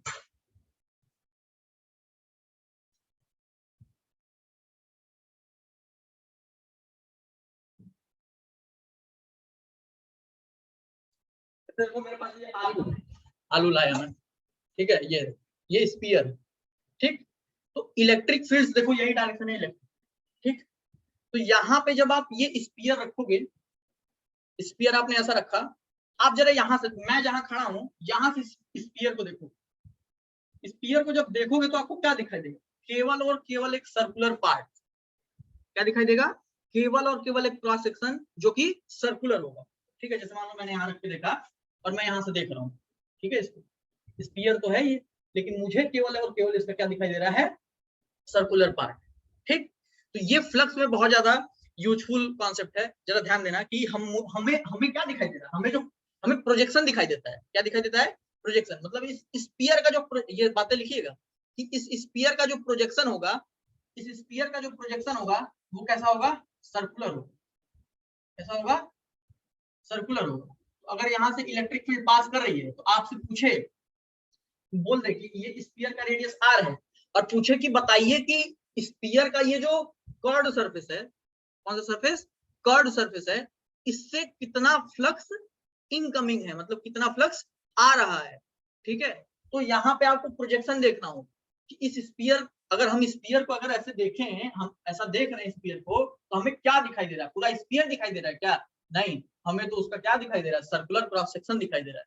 तो यहाँ पे जब आप एरिया लोगे तो स्पीयर का एरिया मत ले लेना 4 पाई आर स्क्वायर, ठीक है। वहां पे हमको क्या लेना पड़ेगा, वहां पे हमको लेना पड़ेगा जो हमको प्रोजेक्शन दिखाई दे रहा है वही। तो यहाँ पे वही चीज एक्सप्लेन किया गया है कि ये एक स्पीयर था, क्या था, एक स्पीयर था। तो यहाँ से इलेक्ट्रिक फील्ड आ रही थी, इलेक्ट्रिक फील्ड जब आ रही थी तो ये स्पीयर का, अगर आप यहाँ से, मान लो आप यहाँ खड़े हो तो यहाँ से देखोगे तो स्पीयर का क्या दिखाई देगा आपको, सर्कुलर प्रोजेक्शन दिखाई देगा। ये सर्कुलर प्रोजेक्शन, जैसे आलू वाला मैं अभी कर रहा हूँ, तो सर्कुलर प्रोजेक्शन, जो प्रोजेक्शन दिखाई देता है वही वाला एरिया आपको लेना होता है। तो इनकमिंग है, अब देखो यहाँ पे स्पेसिफाई नहीं किया है ना कि इनकमिंग लेना है कि आउटगोइंग लेना है, तो अगर ये पाई आर स्क्वायर लिखा हुआ है, ठीक है, तो पक्का ये आउटगोइंग फ्लक्स होगा, ठीक है। इनकमिंग फ्लक्स होगा, अगर इनकमिंग फ्लक्स की अगर बात करें तो एरिया वेक्टर की डायरेक्शन इधर हो जाएगी, एरिया वेक्टर की डायरेक्शन किधर हो जाएगी, इधर हो जाएगी, ठीक है। तो एरिया वेक्टर और इलेक्ट्रिक फील्ड अपोजिट, तो इनकमिंग फ्लक्स के केस में जो हमारा फ्लक्स होगा वो हो जाएगा minus E pi R square, ठीक है। और अगर आपसे कहे कि आउटगोइंग बताओ कि इस स्फीयर से कितना फ्लक्स निकल रहा है, तो उस केस में जो एरिया वेक्टर की डायरेक्शन हो जाएगी ये इधर की तरफ हो जाएगी, ठीक है, जो इलेक्ट्रिक फील्ड से जीरो एंगल बनाएगा, तो उस समय में फ्लक्स की जो वैल्यू हो जाएगी वो हो जाएगी ई पाई आर स्क्वायर। इतनी बात क्लियर, ठीक है। तो यहाँ पे ये जो स्पेसिफाई किया भैया, ये आप जान लीजिएगा, ये आउटगोइंग फ्लक्स को दिखा रहा है, ये आउटगोइंग फ्लक्स को दिखा रहा है, ठीक है।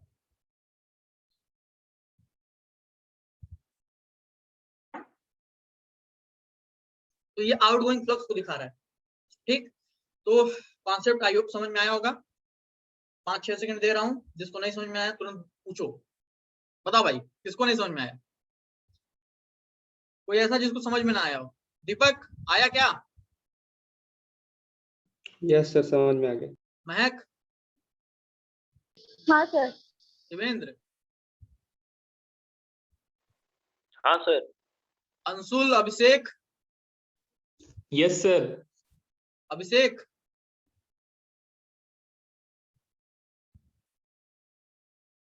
अभिषेक नहीं जा रही है? हाँ सर, समझ आया सर। ठीक है, कोई टेंशन की बात नहीं है। आज यूट्यूब चैनल बना दूंगा, प्राइवेट यूट्यूब चैनल, उस पर सारे वीडियोस चले जाएंगे, पीछे वाले भी और ये रिकॉर्डेड भी, ठीक है। तो आप अच्छे से देख सकते हो, कोई टेंशन वाली बात नहीं है। और पीडीएफ का भी यूज करते रहना। चलो ध्यान से, अब ध्यान दो। तो ये समझ में आया? किसी को डाउट होगा तो क्लास के बाद आप तुरंत कांटेक्ट करिएगा। अब जरा ये देखो, यहाँ पे देखो, नॉन यूनिफॉर्म इलेक्ट्रिक फील्ड हो, जैसे आप खुद देख पा रहे हो यार, अभी बड़े हो गए कि नॉन यूनिफॉर्म इलेक्ट्रिक फील्ड कैसे पता चल रहा है कि ये नॉन यूनिफॉर्म इलेक्ट्रिक फील्ड है, क्योंकि भाई यहाँ पे डेंसर है और यहाँ पे दूर दूर है, बहुत अपार्ट है, तो ये नॉन यूनिफॉर्म इलेक्ट्रिक फील्ड है। यहाँ पे मैग्नीट्यूड अलग, यहाँ पे मैग्नीट्यूड थोड़ा अलग है ना। तो नॉन यूनिफॉर्म इलेक्ट्रिक फील्ड के लिए हम फ्लक्स का क्या करेंगे, तो आपको नॉन यूनिफॉर्म इलेक्ट्रिक फील्ड में ये हमको छोटा सा एक क्या करना पड़ता है, एक जो है हमें लेना पड़ता है क्रॉस सेक्शन एरिया, ठीक। तो अब जरा मेरी बात थोड़ा सा समझना, मैं वापस से आ रहा हूं अपने वीडियो पे।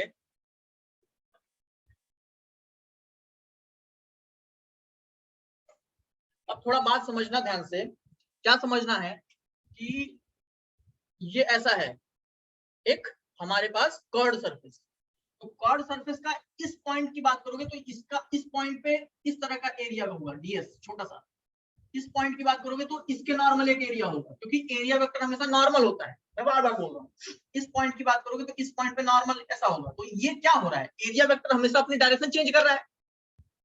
तो इन केसेस में we can not use pi equals to ES cos theta directly, क्योंकि सरफेस एरिया अपनी डायरेक्शन चेंज कर रहा है।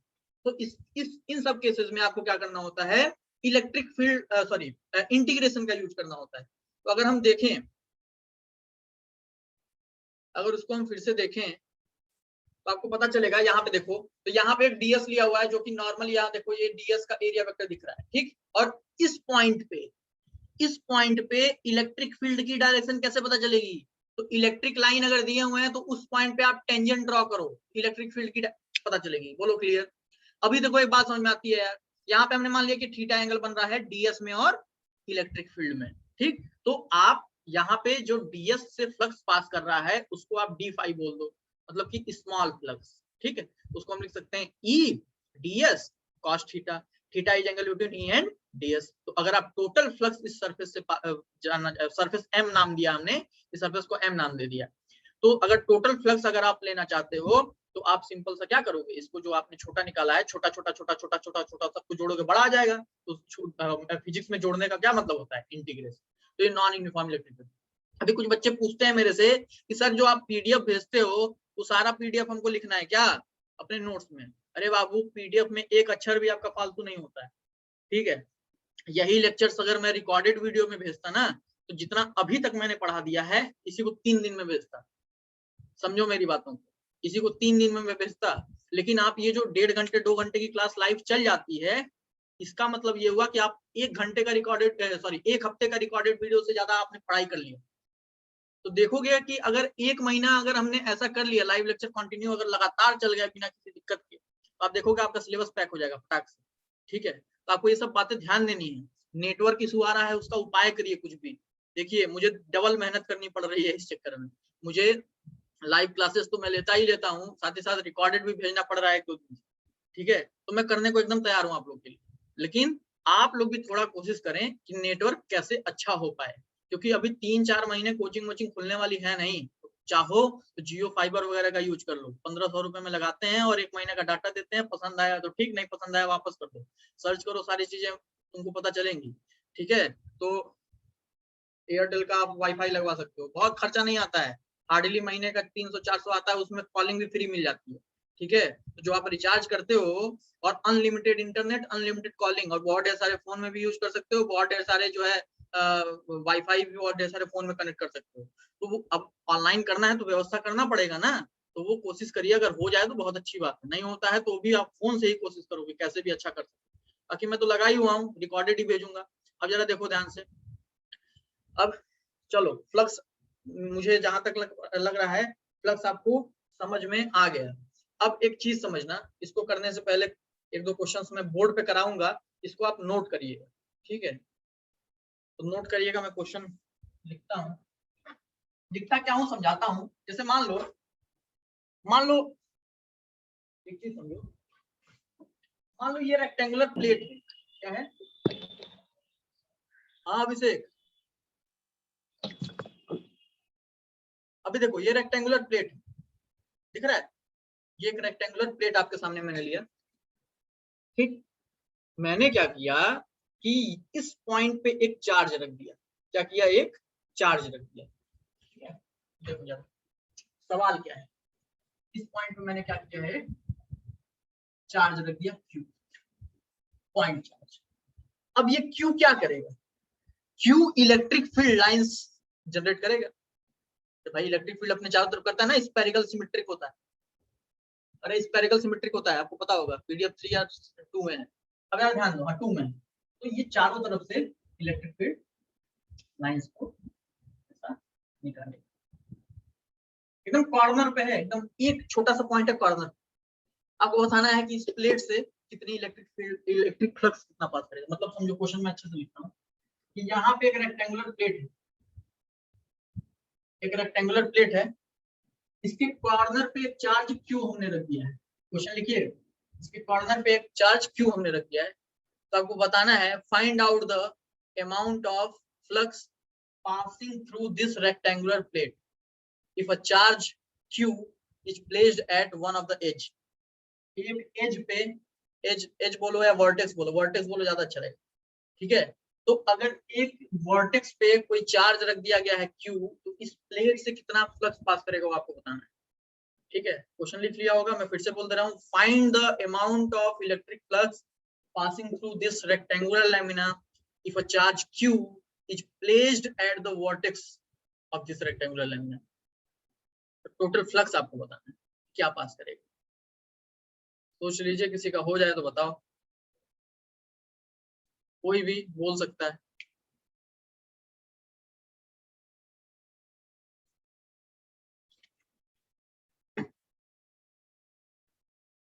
जल्दी भाई, टाइम ज्यादा नहीं है।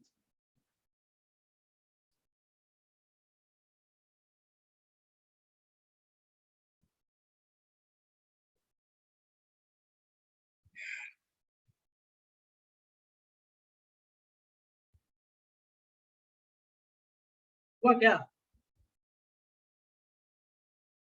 मैं दुबे,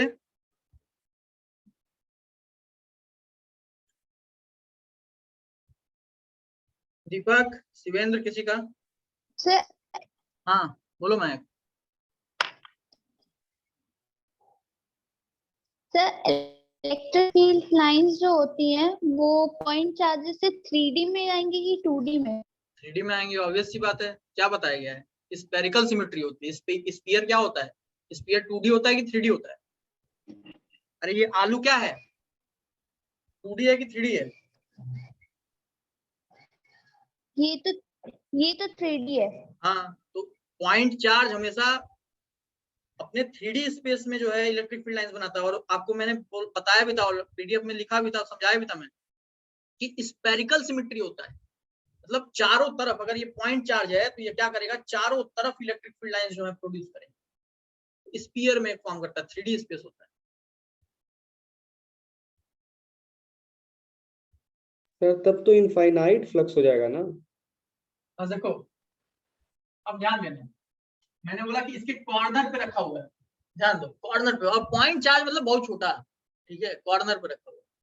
तो ये जो भी इलेक्ट्रिक फील्ड लाइंस प्रोड्यूस करेगा, जो मान लो परपेंडिकुलर वाली जो इलेक्ट्रिक फील्ड लाइन प्रोड्यूस कर रहा है वो इससे तो पास कर ही नहीं रही, पीछे वाला जो परपेंडिकुलर प्रोड्यूस कर रहा है वो भी इससे पास नहीं कर रहा है, क्योंकि कॉर्नर पे बहुत छोटा सा है, ठीक है, निग्लिजिबल।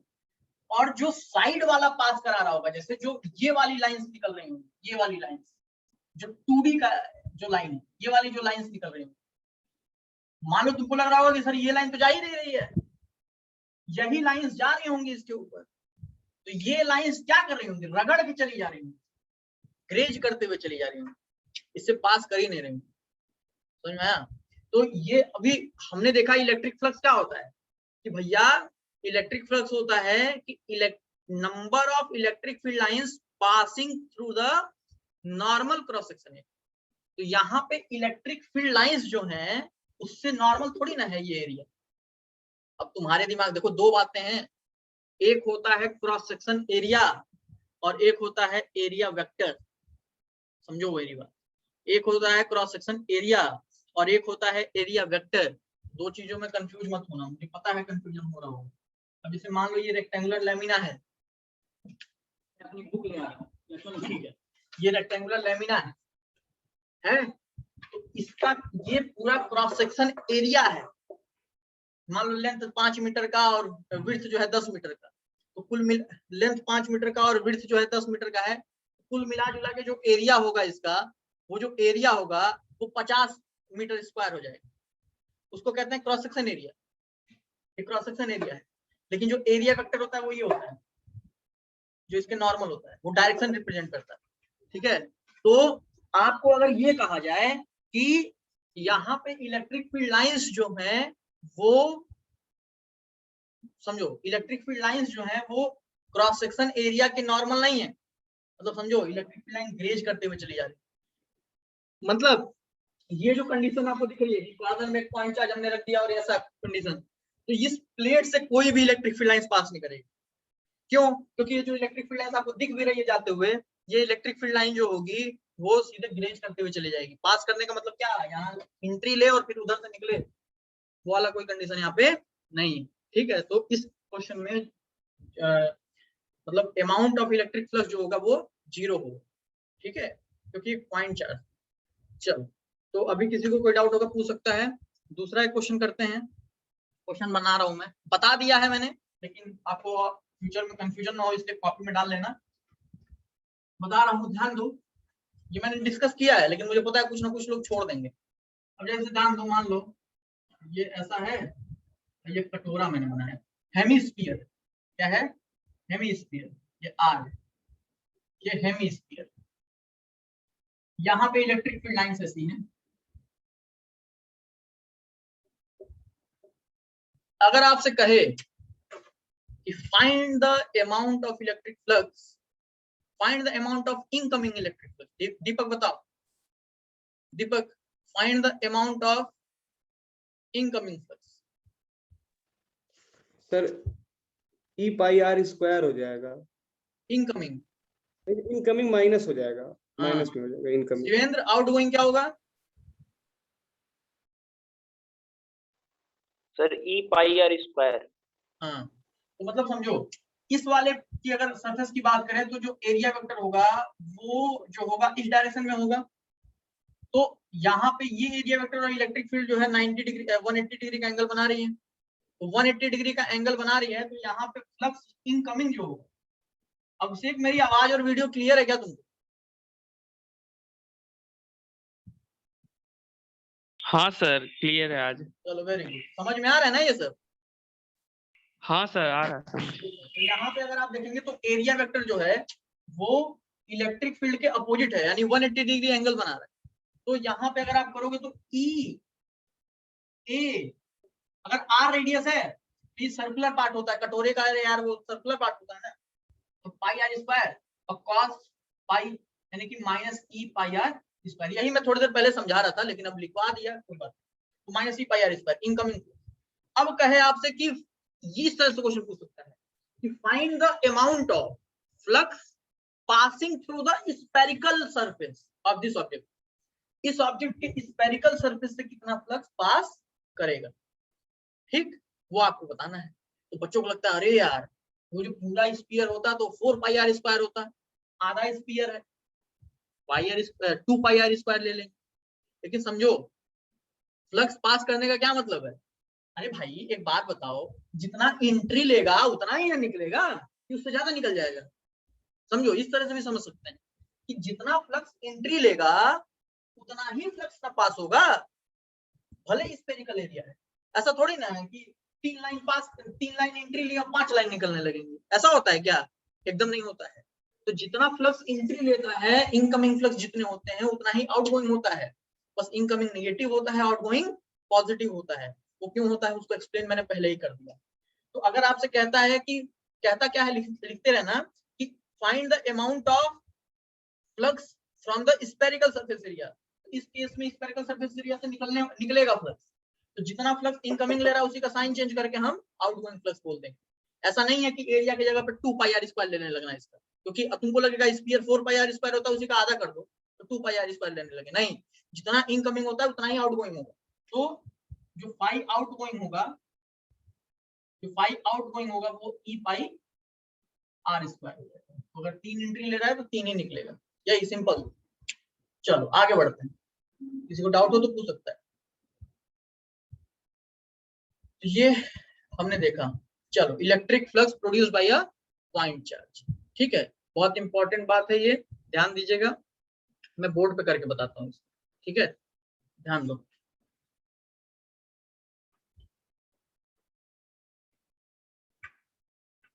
ध्यान देना, आज की क्लास इतनी इंपॉर्टेंट है भाई साहब। आज हम पढ़ेंगे गॉस लॉ, और इसी गॉस लॉ के जितने एप्लीकेशंस हैं, जितनी बातें हम पढ़ेंगे, आज कंप्लीट तो नहीं हो पाएगा, कल ही होगा।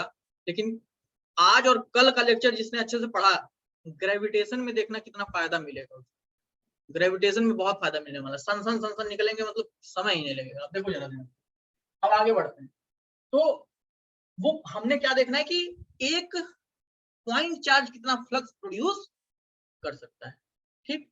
अब जरा मेरी बात ध्यान समझना। मान लो यहाँ पे एक पॉइंट चार्ज है Q, ठीक। ये स्पेरिकल, देखो डायग्राम में थोड़ा सा यार दिक्कत है मुझे बनाने में, तो ये बना रखा है पहले से मैंने, इसको देखिए जरा। ये देखो ये पॉइंट चार्ज है, ये देखो यहाँ पे ये इस तरह की लाइंस प्रोड्यूस करता है, जो मैं बार बार कहता हूँ कि स्पेरिकल लाइन प्रोड्यूस करता है। तो ये इस तरह की लाइन ये वाले रीजन में प्रोड्यूस कर दिया, सिमिलरली अपर रीजन में भी इसी तरह की लाइन प्रोड्यूस करेगा, तो स्फीयर ये फॉर्म करता है, ठीक है। देखो तो देख रहे हो, ये अगर पॉजिटिव चार्ज क्यू हमने रखा है, अगर पॉजिटिव चार्ज हमने क्यू रख रखा है, तो ये जो है इस तरह से स्पेरिकल लाइंस प्रोड्यूस करेगा, ठीक। तो ऐसा भी है, ध्यान समझो, आगे देखो। तो यहाँ पे जब आप देखोगे तो यहाँ नहीं कि ये चारों तरफ जो है क्या करेगा, प्रोड्यूस करेगा अपना इलेक्ट्रिक फील्ड। तो ये समझ लीजिए, पीडीएफ तो लिखना ही है आपके कॉपी में, वही चीजें मैं समझा रहा हूँ, वहां से लिख लीजिए। अब ध्यान दो, तो ये चारों तरफ क्या कर रहा है, इलेक्ट्रिक फील्ड लाइंस प्रोड्यूस कर रहा है, मतलब स्पेरिकल स्फीयर। तो स्फीयर भाई ये कर्व सरफेस है, जैसे ये आलू कहाँ गया मेरा, ये है। तो अगर देखोगे आप तो हर एक पॉइंट का जो डायरेक्शन होगा एरिया वेक्टर का वो अलग अलग होगा, उसके नॉर्मल होगा ना। तो एरिया वेक्टर क्या हो रहा है, चेंज हो रहा है। तो आपने देखना है, फिर हम वहीं आते हैं अपने स्क्रीन शेयर पे। तो यहाँ पे अगर आप देखोगे हमने एक छोटा सा ds ले लिया, एलिमेंट ले लिया। ये जो ds है ये परपेंडिकुलर इसकी डायरेक्शन, ds एरिया है और ds वेक्टर जो है परपेंडिकुलर है इसके, और इलेक्ट्रिक फील्ड तो स्फेरिकली निकल रही है, ठीक है। इलेक्ट्रिक फील्ड भी स्फेरिकली निकल रही है, रेडियली निकल रही है। तो इन दोनों के बीच में एंगल कितना, 0 डिग्री। कितना एंगल, 0 डिग्री। जो छोटा सा फ्लक्स पास होगा ds से, देखो इलेक्ट्रिक फ्लक्स तो dx क्या होगा, eds होगा कि नहीं होगा, eds।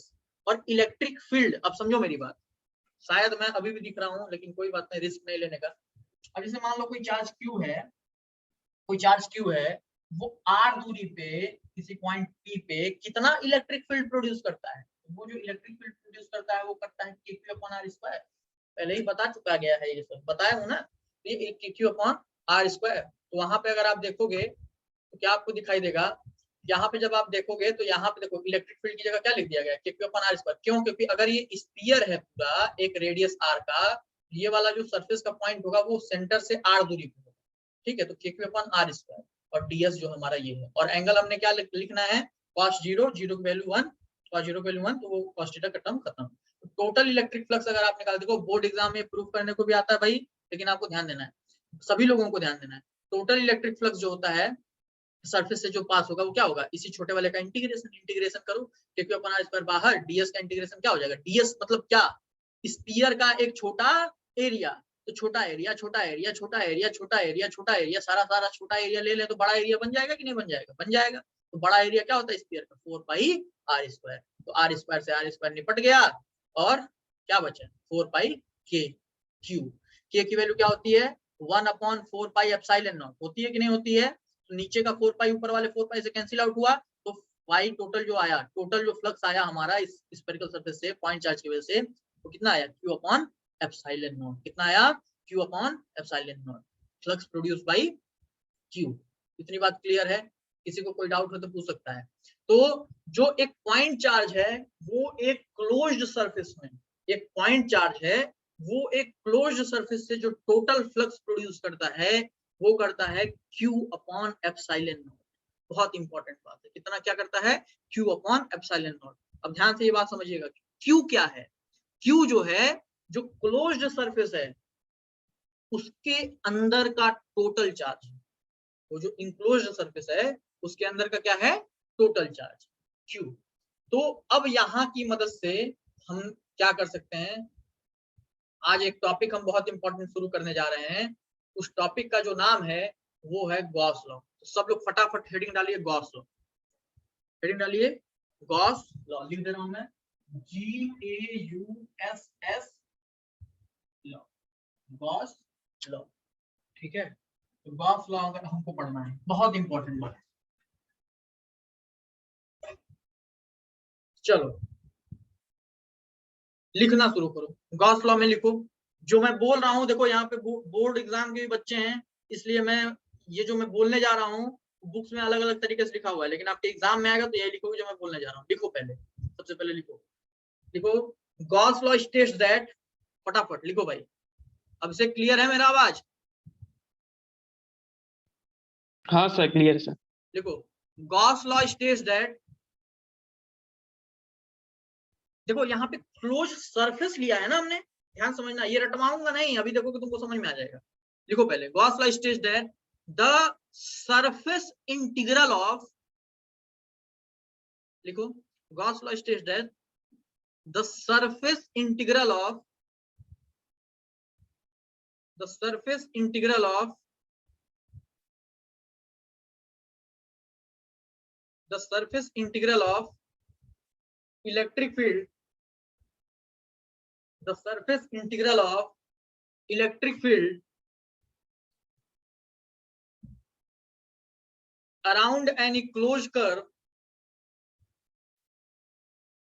around any closed curve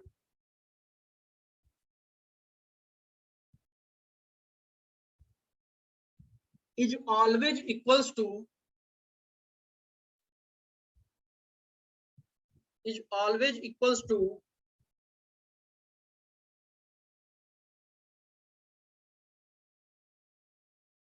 is always equals to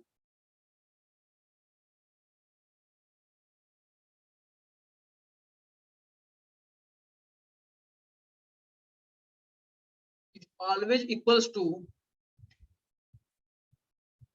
1/ε0 times 1/ε0 times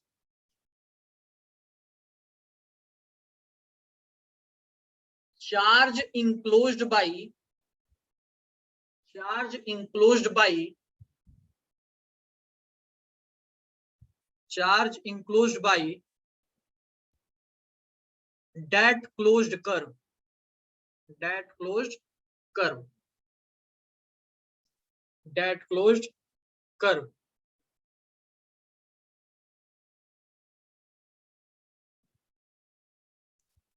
एक बार इसको देखो,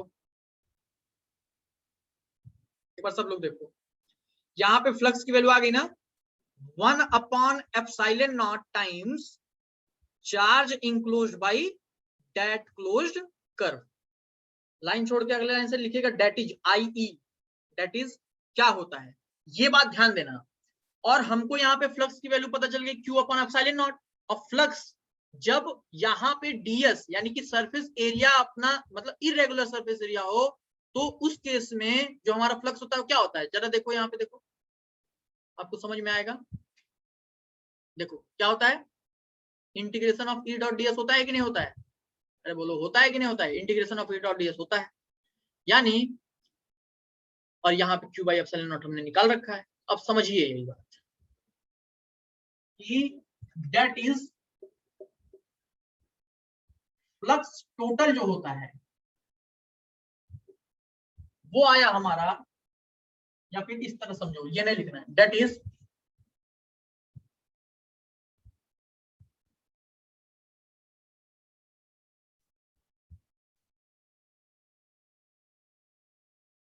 यही होता है Gauss law.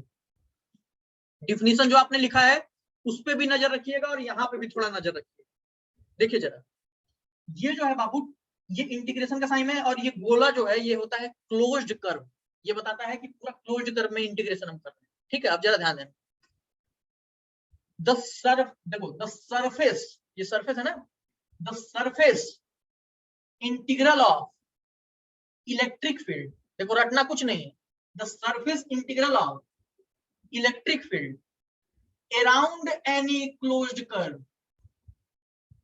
is always equals to 1/ε0 times charge, ये enclosed लिखा है मैंने, Q enclosed, charge enclosed by that closed। रटना है क्या, कुछ नहीं रटना है। the surface integral of electric field around any closed curve is always equals to charge enclosed 1/ε0 times charge enclosed by that curve। जो आपने लिखा है पूरा गॉस लॉ, उसके नीचे जो है आप ये लिख लीजिए। बोर्ड एग्जाम के लिए तो भैया बहुत इंपॉर्टेंट, मतलब जान लो, हद से अधिक आएगा, पक्का आएगा ये स्टेट करने के लिए प्रिंसिपल और ये लिखने के लिए। फिर आगे शुरू करते हैं, इसके एप्लीकेशंस तो हर कॉम्पिटिटिव एग्जाम के लिए भी जरूरी है, नीट हो या जेईई मेंस हो, कुछ भी हो, ये जरा लिख लिया होगा आपने। अब हम आते हैं, अब बोर्ड से ही छापना है, पीडीएफ में ये सारी चीजें हैं नहीं, ठीक है, क्योंकि अलग अलग डिफिनीशंस अलग अलग जगह होते हैं। मुझे मेरा डिफिनीशन बहुत अच्छा लगता है भैया, वही लिखना, ठीक है, और यही सही भी है। अब ध्यान दो, तो मिटा रहा हूं, तो अब जरा ध्यान देना, गॉस लॉ ये समझ में, गॉस लॉ के अलग अलग क्या होते हैं, एप्लीकेशंस होते हैं। उसको करने से पहले एक और छोटी बात, मान लो यहाँ पे ये नोट करके आप पॉइंट लिखिएगा, नोट करके लिखिएगा, ठीक है, नोट करके लिखिएगा। ये क्लोज्ड कर्व है, मान लेते हैं स्फीयर है, ये क्लोज्ड कर्व है, इसके अंदर एक चार्ज है Q1, Q2, Q6, Q4, Q5, Q3, ये चार्जेस हैं। ये चार्जेस इस सरफेस के अंदर हैं और ये चार्जेस जो है बाहर है, ठीक। तो आपको टोटल फ्लक्स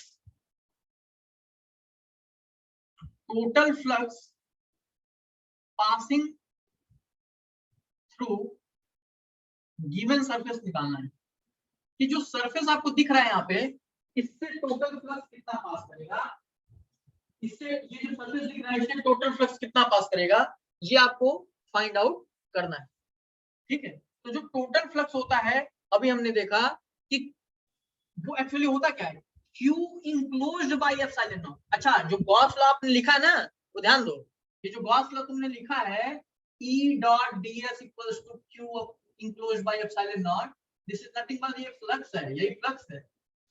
अरे भाई, ये तो फ्लक्स आपको पहले से ही पता है, और बाद में फ्लक्स की वैल्यू ये Q enclosed by ε0 हमने क्या करा, प्रूफ करा। यही था गॉस लॉ की प्रूविंग थी, ये जो हमने करा है कि पॉइंट चार्ज कितना फ्लक्स प्रोड्यूस करता है। ये फ्लक्स की ही वैल्यूज हैं, ये ठीक, तो बहुत आसानी से फ्लक्स निकलेगा। तो अब हमको बस ये देखना है कि जिस सरफेस से पूछ रहा है फ्लक्स निकालने को, उस सरफेस के अंदर टोटल चार्जेस कितने हैं। तो इस सरफेस के अंदर जो टोटल चार्ज है वो है Q1, Q2, Q6। क्या ये इसके अंदर है क्या? नहीं, ये बाहर वाले हैं। तो जो हम Q इंक्लोज्ड की जगह चार्ज का अमाउंट लेते हैं वो केवल और केवल उस सरफेस के अंदर जो चार्जेस है उन्हीं को लेते हैं। लाइक यहाँ पे आपको लिखना होगा Q1 plus Q2 plus Q6, मतलब कि यही हो जाएगा हमारा total flux. As simple as that. अब इसका कोई झंझट ही नहीं रहा, इंटीग्रेशन देख रहे हो। तो मतलब अगर किसी सरफेस से आपको फ्लक्स निकालना है तो बस आप ये देखिए कि उस सरफेस के अंदर टोटल चार्जेस कितने हैं, नेट चार्जेस कितने हैं। बाहर वाले चार्जेस से कोई फर्क नहीं पड़ता। मतलब कि जब फ्लक्स पासिंग लिखना, the flux passing through a given surface, the flux passing through a given closed surface is independent of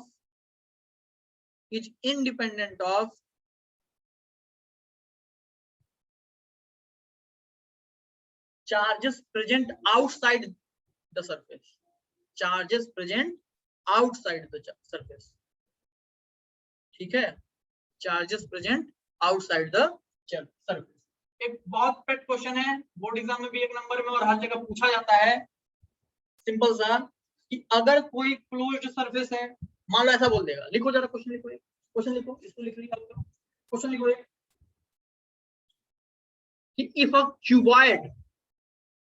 a cuboid contains a dipole, if a cuboid contains a dipole, then find the amount of flux passing through that cuboid. अभिषेक प्रजापति बताइए sir. Then find के बाद बोलिए फिर से। then find the amount of electric flux passing through that cuboid.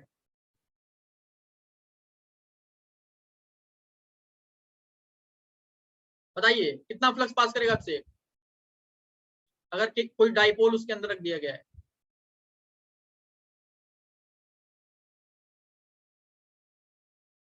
Anshul,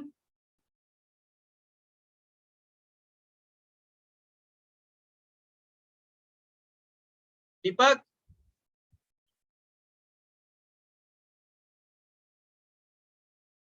किसी cuboid के अंदर एक इलेक्ट्रिक डाइपोल रख दिया गया है तो उससे कितना फ्लक्स पास करेगा? दीपक, 1 मिनट सर, रुकिए जरा देख। सोचो ना कि उस सरफेस के अंदर टोटल चार्ज कितना है, क्योंकि हमको फ्लक्स निकालना है। तो फ्लक्स क्या होता है? Q enclosed by epsilon not. Q enclosed मतलब उस सरफेस के अंदर टोटल चार्ज कितना है, सोचिए।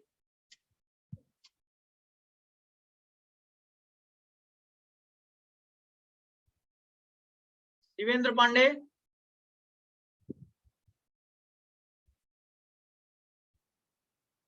Sir 2Q by epsilon naught होगा। शिवेंद्र पांडे हाँ सर। बताओ।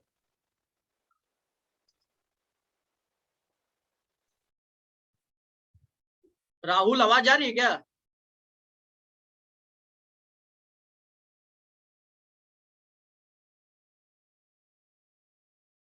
चलो महक, होगा कितना होगा? 0। 0। Very good, very good. अरे सब लोग सोचो ना कि क्लोज्ड सरफेस है क्या? क्यूबॉइड, और क्यूबॉइड के अंदर इलेक्ट्रिक डाइपोल रख दिया गया है। इलेक्ट्रिक डाइपोल क्या होता है? Equal amount of positive and negative charge. तो टोटल चार्ज कितना हो जाएगा? 0।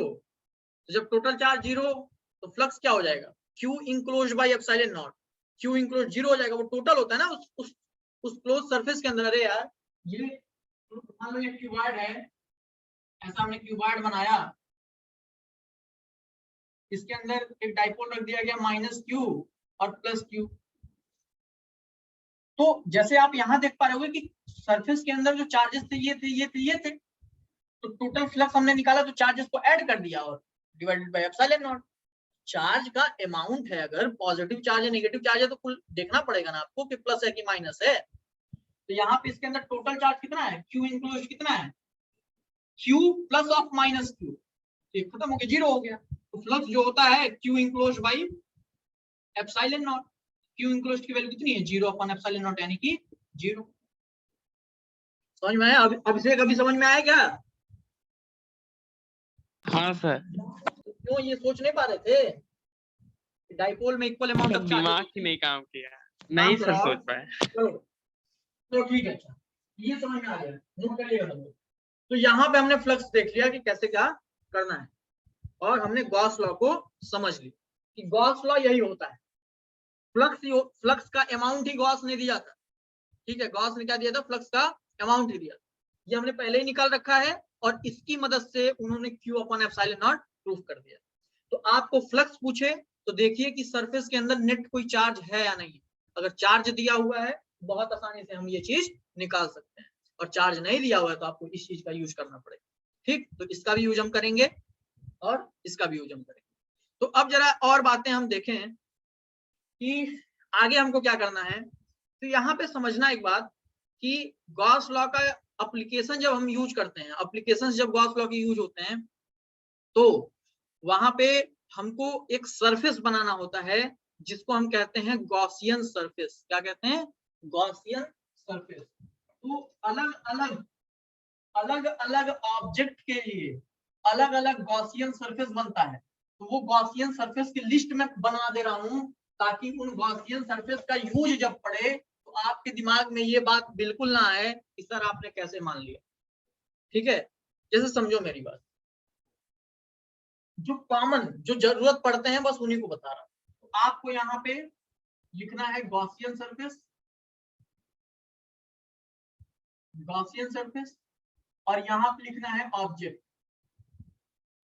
किस ऑब्जेक्ट के लिए कैसा गॉसियन सरफेस होता है वो हम लिखने जा रहे हैं। पहली बात कि पॉइंट चार्ज हो, कोई पॉइंट चार्ज हो, क्या हो, पॉइंट चार्ज, एक छोटा सा चार्ज हो, प्लस हो या माइनस, पॉइंट चार्ज हो, तो उसका गॉसियन सरफेस कैसा होगा। तो कोई भी अगर पॉइंट चार्ज होता है तो उसका गॉसियन सरफेस जो होता है वो होता है स्फेरिकल। क्या होता है, स्फेरिकल गॉसियन सरफेस। उसका गॉसियन सरफेस जो होता है वो होता है स्फेरिकल गॉसियन सरफेस। ध्यान दे दीजिए ये सब चीजें, अरे यार यही है गॉसियन सरफेस। रुको, कंफ्यूज मत हो भाई, एकदम कंफ्यूज नहीं होना है। ये पॉइंट चार्ज था ना, इस पॉइंट चार्ज को चारों तरफ से जो क्लोज कर दिया है उसी को गॉसियन सरफेस बोलते हैं। तो यहाँ पे इसको क्लोज करने वाला कैसा सरफेस बन रहा है, स्फेरिकल बन रहा है। समझ रहे हो कि नहीं? तो वही वाली बात है, मतलब इलेक्ट्रिक फील्ड लाइंस जो है उसको पूरा कवर करने के लिए हमको एक स्फीयर की जरूरत पड़ रही है, तो इसी को हम क्या कहते हैं, गॉसियन सरफेस। ठीक है, तो पॉइंट चार्ज के लिए स्फेरिकल गॉसियन सरफेस। अच्छा, दूसरी बात, स्फेरिकल ऑब्जेक्ट अगर है, स्फेरिकल ऑब्जेक्ट अगर है, जैसे एक स्फीयर है, हॉलो स्फीयर है, सॉलिड स्फीयर है, कुछ भी है, तो स्फेरिकल ऑब्जेक्ट के लिए भी जो गॉसियन सरफेस होता है वो स्फेरिकल गॉसियन सरफेस होता है। लिखते रहना, स्फेरिकल ऑब्जेक्ट के लिए भी जो गॉसियन सरफेस होता है वो स्फेरिकल गॉसियन सरफेस होता है। ठीक है, तीसरी बात कि लाइन चार्ज, लाइन चार्ज के लिए गॉसियन सरफेस कैसा होगा, मैं अभी सब बना देता हूँ। लाइन चार्ज के लिए गॉसियन सरफेस कैसा होगा। ठीक है, तो लाइन चार्ज के लिए जो गॉसियन सरफेस होता है वो सिलेंड्रिकल गॉसियन सरफेस होता है। कैसा होता है, सिलेंड्रिकल गॉसियन सरफेस। लिख लेना, cylindrical Gaussian surface. Line charge मतलब क्या, जैसे कोई पतली सी लाइन होगी बहुत बड़ी, उस पर चार्जेस होंगे, तो इसको चारों तरफ से ढकने के लिए हमको किसकी जरूरत पड़ेगी, इसको चारों तरफ से ढकने के लिए हमको सिलेंडर की जरूरत पड़ेगी। ठीक है, तो लाइन चार्ज के लिए जो गॉसियन सरफेस होता है वो सिलेंड्रिकल गॉसियन सरफेस होता है। एक बात, अगली बात, अगला कौन सा सरफेस, प्लेनर सरफेस। ऐसा प्लेनर सरफेस, प्लेनर सरफेस मतलब कि जैसे ये बुक है हमारे पास, जैसे मान लो कोई भी हमारे पास ये पेज है ना, ये प्लेन है, एक प्लेन है, तो ये प्लेनर सरफेस के लिए कैसा गॉसियन सरफेस यूज होता है जो हम यूज करेंगे आने वाले टाइम में। तो प्लेनर सरफेस के लिए जो गॉसियन सरफेस होता है वो क्यूबॉइड हो सकता है, क्यूबॉइड या रेक्टेंगुलर हम कह लें, क्यूबॉइड रेक्टेंगल से ही बनता है ना, रेक्टेंगुलर क्यूबॉइड हो सकता है या सिलेंडर भी हो सकता है। क्यूबॉइड हो सकता है या सिलेंडर भी हो सकता है। ये कुछ गॉसियन सर्फेसेस हैं जो हमको आने वाले टाइम में यूज पड़ने वाले हैं, उस टाइम पे आप कंफ्यूज मत होइएगा, मैंने पहले ही बता दिया इसको।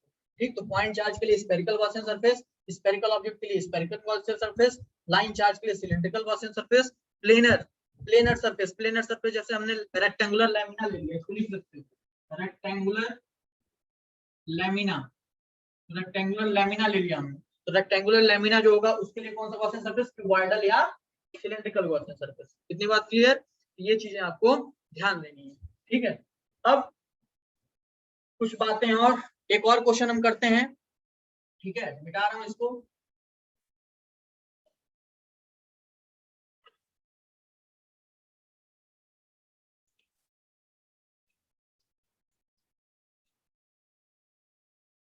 अब जरा ध्यान दो, कुछ और चीज हम करते हैं। जैसे मान लो यहाँ पे थोड़ा दिखाना जरूरी है तभी समझ पाओगे। जैसे मान लो यहाँ पे एक स्क्वायर है, ये अरे ये एक स्क्वायर है, ये स्क्वायर प्लेट। इस स्क्वायर प्लेट का जो लेंथ है और जो विड्थ है सब बराबर ही होता है। मान लो साइड ए है, क्या है, साइड ए है।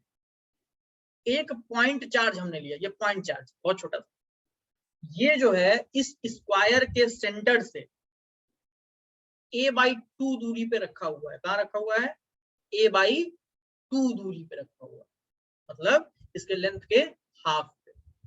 तो आपको बताना है कि ये जो चार्ज होगा ये इलेक्ट्रिक फील्ड लाइन प्रोड्यूस करेगा। तो आपको बताना है कि amount of electric flux passing through this square lamina. Question लिखो, find the amount of electric flux passing through a square lamina of side A,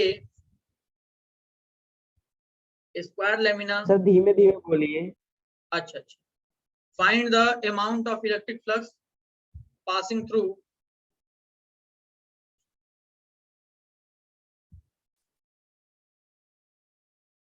square lamina of side A,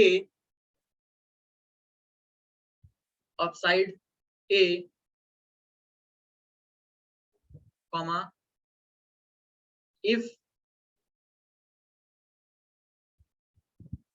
a point charge q, if a point charge q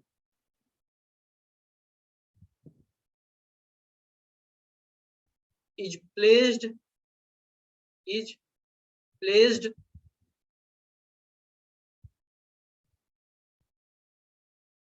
above the lamina at height a/2,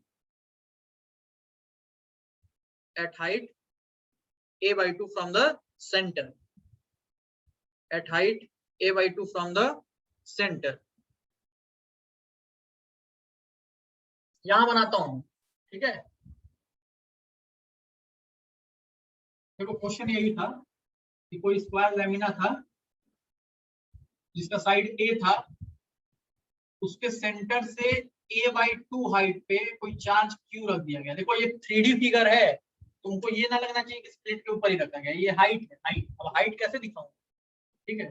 तो a/2 height पे charge कोई q रख दिया गया, तो इस plate से कितना फ्लक्स पास करेगा वो हमको फाइंड आउट करना है। तो सबसे पहले एक चीज याद रखिएगा कि आपको जो करना पड़ेगा वो ये है कि अब भाई गॉस लॉ, यार गॉस लॉ फ्लक्स के अमाउंट को बताता है कि Q/ε0।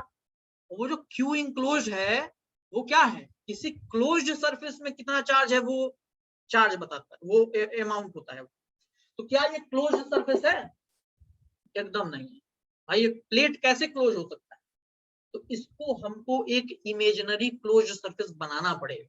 अच्छा, एक चीज और, गॉस लॉ जो होता है वो इमेजिनरी होता है, वो कुछ होता है नहीं, वो हमारे ईज के लिए होता है, आसानी के लिए होता है, ठीक है। तो इसके मदद से हमको एक सिमेट्रिकल गॉसियन सरफेस डिजाइन करना पड़ेगा। तो कैसा करना पड़ेगा, अभी तुम्हारे दिमाग में आ सकता है, जो पहली बार पढ़ रहे हैं उनके दिमाग में आ सकता है ये बात कि सर आपको कैसे पता चल जाएगा कि ये डिजाइन करेंगे। तो आपको जो अभी पता चलने वाला है, इसी तरह मुझे भी पता चला, ठीक है, उसके बाद आपको भी पता चल जाएगा। अब ध्यान दो, तो कैसे, यहाँ पे ध्यान देना, क्या होगा गॉसियन सरफेस, तो इसका सिमेट्रिकल गॉसियन सरफेस बने, इसके लिए सिमेट्रिकल गॉसियन सरफेस बनाने के लिए हमें एक क्यूब बनाना पड़ेगा। स्क्वायर की मदद से क्या बनता है? क्यूब। और रेक्टेंगल की मदद से क्या बनता है? क्यूबॉइड। तो स्क्वायर की मदद से आपको क्या बनाना है? क्यूब बनाना है। जब आप एक क्यूब डिजाइन करोगे, ये हमने एक क्यूब डिजाइन कर दिया, ठीक। तो डॉटेड मतलब ये हमने ऐसे ही इमेजिनरी बनाया, और जो दिया हुआ है वो आपके सामने ये नीचे वाला आपको दिया हुआ था, ये ए साइड है। इसके अभी अभी समझ में आ रहा होगा कि ये चार्ज कहाँ रखा है। आई होप आ रहा हो। ये a/2 हाइट पे ये चार्ज रखा हुआ है, इसके इधर सिमेट्रिकल है। इस वाले सरफेस से भी सेम डिस्टेंस पे, इस वाले सरफेस से भी सेम डिस्टेंस पे, इससे भी सेम, इससे भी सेम, सबके एकदम सेंटर में रखा हुआ है। तो यहाँ पे हमने क्लोज कर दिया। तो यहाँ पे आपको लिखना क्या है? लिख लीजिए, let the Gaussian surface be cube, ठीक। तो इस क्यूब के अंदर एक चार्ज हमने रख दिया, और इस चार्ज के अब आप एक बात बताओ, total flux passing through the cube, cube से टोटल फ्लक्स लिखते रहिए। टोटल फ्लक्स कितना पास करेगा? जो फ्लक्स टोटल होगा वो होगा, वो क्या होता है? टोटल फ्लक्स क्या होता है? Q enclosed by epsilon not. तो इस सरफेस के अंदर टोटल चार्ज कितना है? क्यू अपॉन एप्सिलॉन नॉट, बात खत्म। तो इस क्यूब से जो टोटल फ्लक्स पास होगा वो होगा क्यू अपॉन एप्सिलॉन नॉट। इतनी बात क्लियर हो गई। लेकिन हमको तो भैया केवल एक सरफेस से निकालना था, जो हमारा दिया हुआ था नीचे वाला। तो आप समझो, मेरी बात ध्यान समझना, ये सेंटर में है, सिमेट्री है। तो ये चारों तरफ जो क्या कर रहा है, ये इलेक्ट्रिक फील्ड लाइंस जो है प्रोड्यूस कर रहा है चारों तरफ। जितना अमाउंट ऑफ लाइन इस सरफेस से पास हो रहा है उतना ही इससे, उतना ही इससे, उतना ही इससे, उतना ही आगे वाले से, उतना ही पीछे वाले से पास हो रहा है, क्योंकि सिमेट्री है। तो टोटल से पास हो रहा है क्यू बाई एप्सिलॉन नॉट। तो एक सरफेस से कितना पास हो रहा होगा? तो टोटल सरफेसेस होते हैं क्यूब में 6। तो अब टोटल से हो रहा है क्यू अपॉन एप्सिलॉन नॉट। तो flux passing through single surface, एक सरफेस से कितना फ्लक्स पास हो रहा होगा? तो flux passing through single surface जो होगा वो होगा क्यू अपॉन 6 एप्सिलॉन नॉट। 6 से क्यों डिवाइड कर दिया? क्योंकि टोटल से क्यू अपॉन एप्सिलॉन नॉट, तो एक से कितना? 6 से डिवाइड करना पड़ेगा। टोटल सरफेसेस 6 है, तो एक से कितना पास हो रहा होगा? Q upon 6 epsilon not. ये आपको ध्यान देना है। किसी को डाउट या दिमाग में कोई कंफ्यूजन तो तुरंत पूछो, नहीं तो लिखो। अंशुल समझ में आया? Yes sir. चलो ठीक है, तो लिख लिया सबने। अब ध्यान दो, मिटा रहा हूं भाई। इसमें कॉन्सेप्ट क्या है? कॉन्सेप्ट ध्यान देने वाला है। क्या कॉन्सेप्ट है? देखो कॉन्सेप्ट क्या है, कॉन्सेप्ट ध्यान देने वाला है इसमें कि एक क्यूब हमने बनाया था, वहां पे एक पॉइंट चार्ज था। तो टोटल क्यूब से जो है, देखो ध्यान से, हम जैसे मान लो ये हमने क्यूब बना दिया था, ये गया, ये गया, ये गया, ये गया। क्यूब हमने बनाया जिसका साइड ए था, इसके सेंटर पे कोई चार्ज क्यू था जो a/2 पे रखा हुआ था। कहाँ रखा? ये सब डायग्राम बनाना है कॉपी में। a/2 पे रखा हुआ था। तो जो टोटल फ्लक्स था वो था क्यू अपॉन एप्सिलॉन नॉट। और जो फ्लक्स सिंगल था, फ्लक्स सिंगल का क्या मतलब होता है? फ्लक्स सिंगल का मतलब होता है कि एक सरफेस से कितना, तो वो था क्यू अपॉन 6 एप्सिलॉन नॉट। क्योंकि 6 सरफेसेस हैं, 6 सरफेस हैं टोटल, क्यूब से क्यू अपॉन एप्सिलॉन नॉट, तो एक सरफेस से 6 से डिवाइड करना पड़ेगा, तो क्यू अपॉन 6 एप्सिलॉन नॉट। ये होगा हमारा फ्लक्स एक सरफेस। वो ये सरफेस हो, ये सरफेस हो, ये सरफेस हो, ये सरफेस हो, आगे वाला हो, पीछे वाला हो, तो किसी एक सरफेस से निकालना है तो ये होगा, ठीक। अब जरा ध्यान दीजिएगा, मान लीजिए चार्ज सेंटर में नहीं होता तो क्या होता? मान लीजिए ये चार्ज सेंटर में नहीं होता तो क्या होता?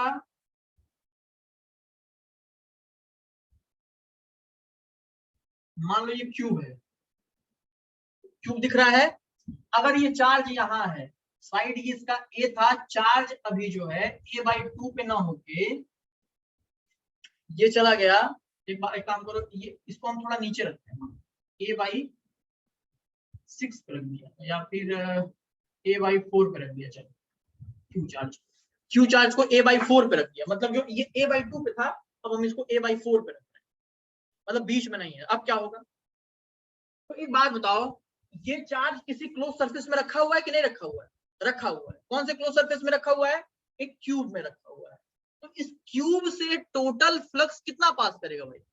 तो क्यूब से टोटल फ्लक्स अभी भी जो है Q/ε0 ही पास करेगा, क्योंकि चार्ज का जगह चेंज करने से क्यूब से फ्लक्स पास होने का अमाउंट चेंज नहीं होगा। ये बात याद रखिएगा, ये सब इंपॉर्टेंट पॉइंट्स हैं, हिंदी में ही लिख सकते हो या इंग्लिश में लिख सकते हो, जो तुमको आता हो, ठीक है। तो इस क्यूब के अंदर इस चार्ज की पोजीशन चेंज करने से फ्लक्स के अमाउंट पे कोई फर्क नहीं पड़ेगा। टोटल क्यूब से कितना फ्लक्स पास कर रहा है उसके अमाउंट पे फर्क नहीं पड़ेगा। मतलब the position of charge does not define the amount of total flux inside a closed surface. The position of charge does not define the amount of flux passing through the closed surface. ठीक है, कि मतलब charge यहाँ है, यहाँ है, यहाँ है, यहाँ है, यहाँ है, कहीं भी, तो टोटल फ्लक्स तो Q/ε0 होगा। क्लोज सरफेस में चार्ज टोटल Q था। गॉस साहब ने बोला था कि भाई साहब क्लोज सरफेस है, उसके अंदर जो चार्ज इंक्लोज होता है उसका भाई ε0 कर दो, टोटल फ्लक्स निकल जाएगा, बात खत्म। उन्होंने ये थोड़ी ना बोल दिया था कि चार्ज को कॉर्नर में रखना है कि कहाँ रखना है।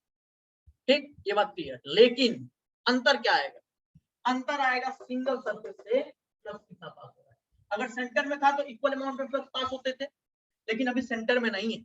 सेंटर में नहीं है, ये वाला सरफेस दूर है, ये वाला सरफेस नजदीक है। तो सिंगल सरफेस से ये जो अमाउंट का फ्लक्स पास होता था Q/ε0 पहले, लेकिन अब नहीं होगा। मतलब Q सिंगल की अगर हम बात करें तो Q/ε0/6 जो है ये नहीं होगा। क्यों नहीं होगा? अब मान लो ये वाले सरफेस से φ1 फ्लक्स पास हो रहा है, ये वाले सरफेस से φ2 फ्लक्स पास हो रहा है। एक बात हमेशा याद रखना, ये जो चार्ज है ये वाले सरफेस से नजदीक है ना, तो पक्का ये वाले सरफेस से ज्यादा फ्लक्स पास होगा, और ये जो चार्ज है ये वाले सरफेस से दूर है ना, तो इस वाले सरफेस से कम फ्लक्स पास होगा। यानी इस केस में φ1 की वैल्यू बड़ी हो जाएगी φ2 से। अब कितनी होगी वो निकालना पॉसिबल नहीं, ठीक है, कितनी होगी वो निकालना पॉसिबल नहीं है, वो इलेक्ट्रिक फील्ड लाइंस के नंबर पे डिपेंड करेगा। तो infinite number of electric field lines होती है, तो उन इलेक्ट्रिक फील्ड लाइन में से कितना यहाँ जा रहा है वो बता पाना पॉसिबल नहीं है, ठीक है, इस अभी आपकी स्टेज में। ठीक, लेकिन हम इतना बता सकते हैं कि अगर सेंटर में चार्ज तो इक्वल अमाउंट में सारे सरफेसेस से पास होगा, तो वो हो जाएगा Q/6 और टोटल फ्लक्स जो होगा Q/ε0 होगा। लेकिन अगर सेंटर में चार्ज ना होकर डिस्प्लेस कर दिया गया, टोटल चार्ज तो भैया Q/ε0 ही होगा, लेकिन जो आपका सिंगल सरफेस होगा उसके थ्रू Q/6 अब नहीं होगा, क्योंकि सिमेट्री नहीं है, किसी सरफेस से ज्यादा किसी सरफेस से कम फ्लक्स पास होगा। तो अगर हमने मान लिया कि ये वाले सरफेस का फ्लक्स पास हो रहा है φ1 और ये वाले सरफेस का फ्लक्स पास हो रहा है φ2, तो यहाँ पे φ1 बड़ा होगा φ2 पे, क्योंकि चार्ज ये इसके नजदीक है। आई होप समझ में आया होगा। अभिषेक समझ में आया? हाँ सर समझ आया। चलो ठीक है, अभी मैं स्क्रीन शेयर कर रहा हूँ, जरा ध्यान दीजिएगा। ये देखो गॉस लॉ के कुछ इंपॉर्टेंट पॉइंट्स हैं, ये आप पढ़िएगा, मैंने सारा एक्सप्लेन कर दिया है, समझ में जरूर आएगा, ठीक है। और कोशिश करिएगा कि इसमें से छाट छाट के नोट्स में कुछ पॉइंट्स लिख सकें, ठीक है। ये देखो बहुत इंपॉर्टेंट बात है, इसको आप चाहें तो अपने स्क्रीन पे जूम कर सकते हैं। क्या कर सकते हैं? जूम कर सकते हैं, जैसे मैं कर रहा हूँ। ठीक, तो मैं करके दिखा रहा हूँ, लेकिन ध्यान दो इसको।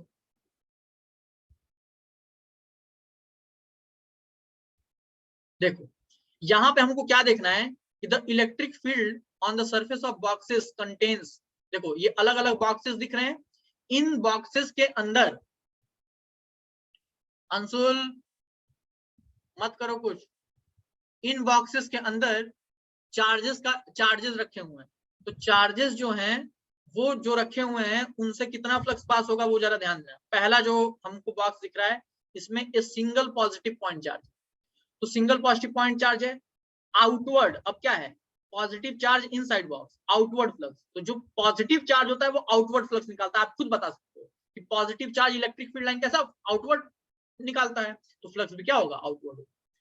अब यहाँ पे अमाउंट डबल कर दिया गया, अमाउंट क्या किया गया डबल कर दिया गया। तो अगर आप देखोगे तो यहाँ पे देखो इलेक्ट्रिक फील्ड लाइंस भी देखो डबल हो गई है ना, क्योंकि अगर मान लो फ्लक्स होता है Q अपॉन एप्सिलॉन नॉट, तो पहले Q था तो Q upon epsilon not flux pass कर रहा था, लेकिन अब बाद में 2Q हो गया, तो चार्ज इंक्लोज अभी कितना हो गया 2Q, तो जो फ्लक्स पास करेगा वो 2Q अपॉन एप्सिलॉन नॉट हो जाएगा। अगर निगेटिव चार्ज है बॉक्स के अंदर तो जो फ्लक्स होगा वो इनवर्ड होगा। तो आपको खुद पता है यार, क्या पता है कि इनकमिंग फ्लक्स को निगेटिव लेते हैं और आउटगोइंग फ्लक्स को पॉजिटिव लेते हैं। वो सब चीजें आपको ध्यान में रखनी होगी।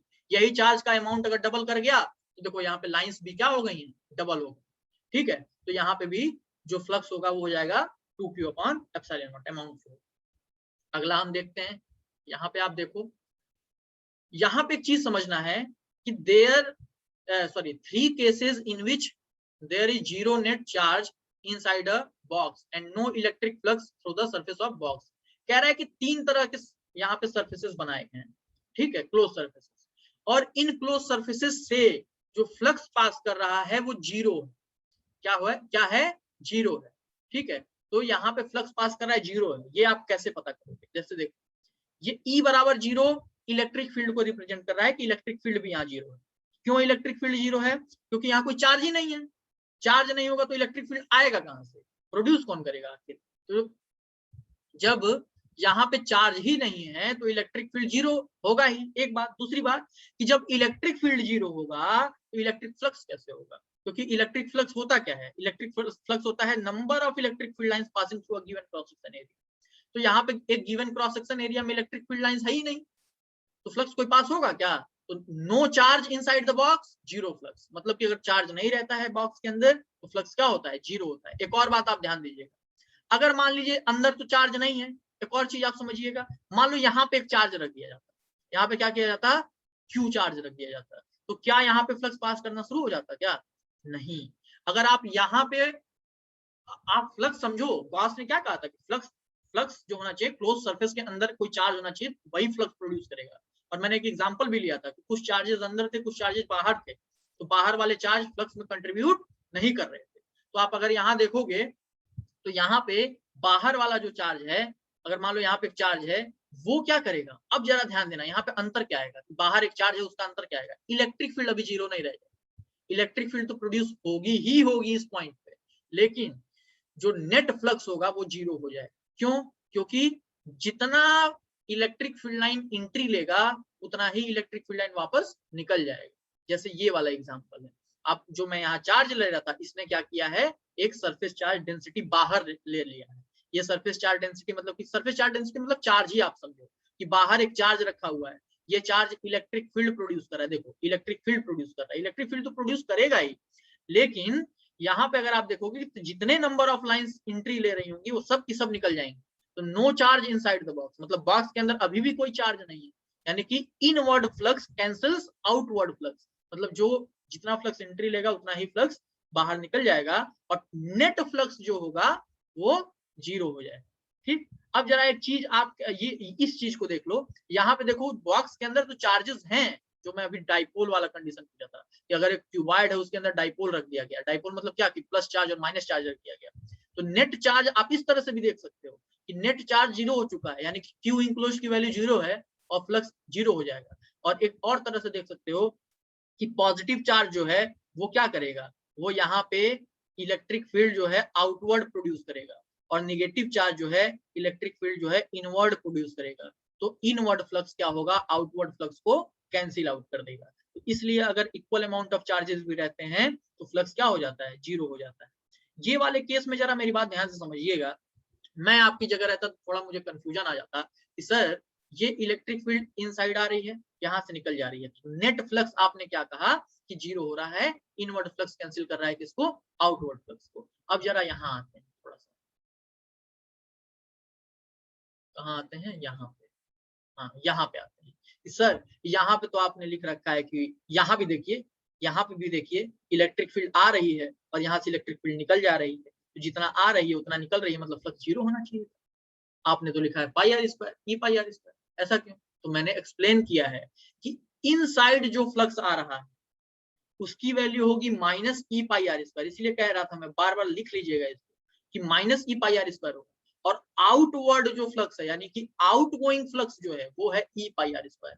अभी भी अगर आप आउटवर्ड फ्लक्स को और इनवर्ड फ्लक्स को ऐड करोगे तो जीरो आ जाएगा। इनवर्ड फ्लक्स आया था minus E pi R square और आउटवर्ड फ्लक्स आया था ई पाई आर स्क्वायर, दोनों को ऐड करोगे तो अभी भी जीरो है। लेकिन इंडिविजुअली अगर पूछा जाए कि इनकमिंग फ्लक्स को बताइए, आउटगोइंग फ्लक्स को बताइए, तो वो आपको निकालना पड़ेगा कि नहीं निकालना पड़ेगा। ये बात क्लियर हो गई, किसी को डाउट हो तो पूछ सकता है। ठीक है, अब जरा यहाँ पे आओ, ये बहुत इंपॉर्टेंट बातें हैं। इंपॉर्टेंट तो वैसे सब है और ये सब नोट्स में जाएगा भाई, ये सब नोट्स में जाएगा, ये आप बनाइएगा और ये चीजें लिख लीजिएगा, ये चीजें लिख लीजिएगा। ठीक है, क्योंकि यहाँ फालतू चीज मैं नहीं देता हूँ, नहीं तो रिकॉर्डेड वीडियो को तो भेजूं हर दिन 4-5, तो उसमें क्या होगा, तुमको लगेगा कि हाँ यार अब ये लिखना चाहिए, तो इकट्ठा हो जाता है तो ज्यादा लगता है, लेकिन कोई बात नहीं, लिखिए, मेहनत करिए। अब जरा मेरी बात ध्यान समझो कि यहाँ पे अगर आपको देखें तो यहाँ पे एक बॉक्स है जो पॉजिटिव चार्ज प्लस क्यू रखा हुआ है, ए वाला बॉक्स। ठीक, तो यहाँ पे क्या हो रहा है कि ये फ्लक्स प्रोड्यूस कर रहा है, इलेक्ट्रिक फील्ड भी यहाँ पे है, नो डाउट। ठीक, दूसरा कह रहा है कि doubling the charge cause the magnitude of electric field to double and is double the electric flux through the surface। मतलब मेरी बात समझो, कह रहा है कि चार्ज का अमाउंट अगर डबल कर दिया जाए तो इलेक्ट्रिक फील्ड भी डबल हो जाएगी और इलेक्ट्रिक फ्लक्स भी डबल हो जाएगा। वो आपको समझना पड़ेगा कि सही बात है यार, चार्ज का अमाउंट बढ़ेगा तो पहले मान लो charge 4 electric field line produce करता था, अगर उसको 2 गुना कर दे तो अब वो 8 करेगा, तो इलेक्ट्रिक फील्ड की स्ट्रेंथ भी बढ़ गई और साथ ही साथ नंबर ऑफ लाइंस भी बढ़ गए। मतलब कि अगर किसी क्लोज्ड सरफेस में, ये बहुत इंपॉर्टेंट बातें हैं, ये सब लिखना है, अगर किसी क्लोज्ड सरफेस में अमाउंट ऑफ चार्जेस बढ़ा दिए जाएं तो इलेक्ट्रिक फील्ड स्ट्रेंथ भी बढ़ती है और साथ ही साथ इलेक्ट्रिक फ्लक्स की वैल्यू भी बढ़ती है, वो दोनों डबल हो जाते हैं। यहाँ पे देखो लिखा हुआ है, दोनों डबल हो जाते हैं। ठीक है, सी वाला जो है ये समझिएगा, यहाँ पे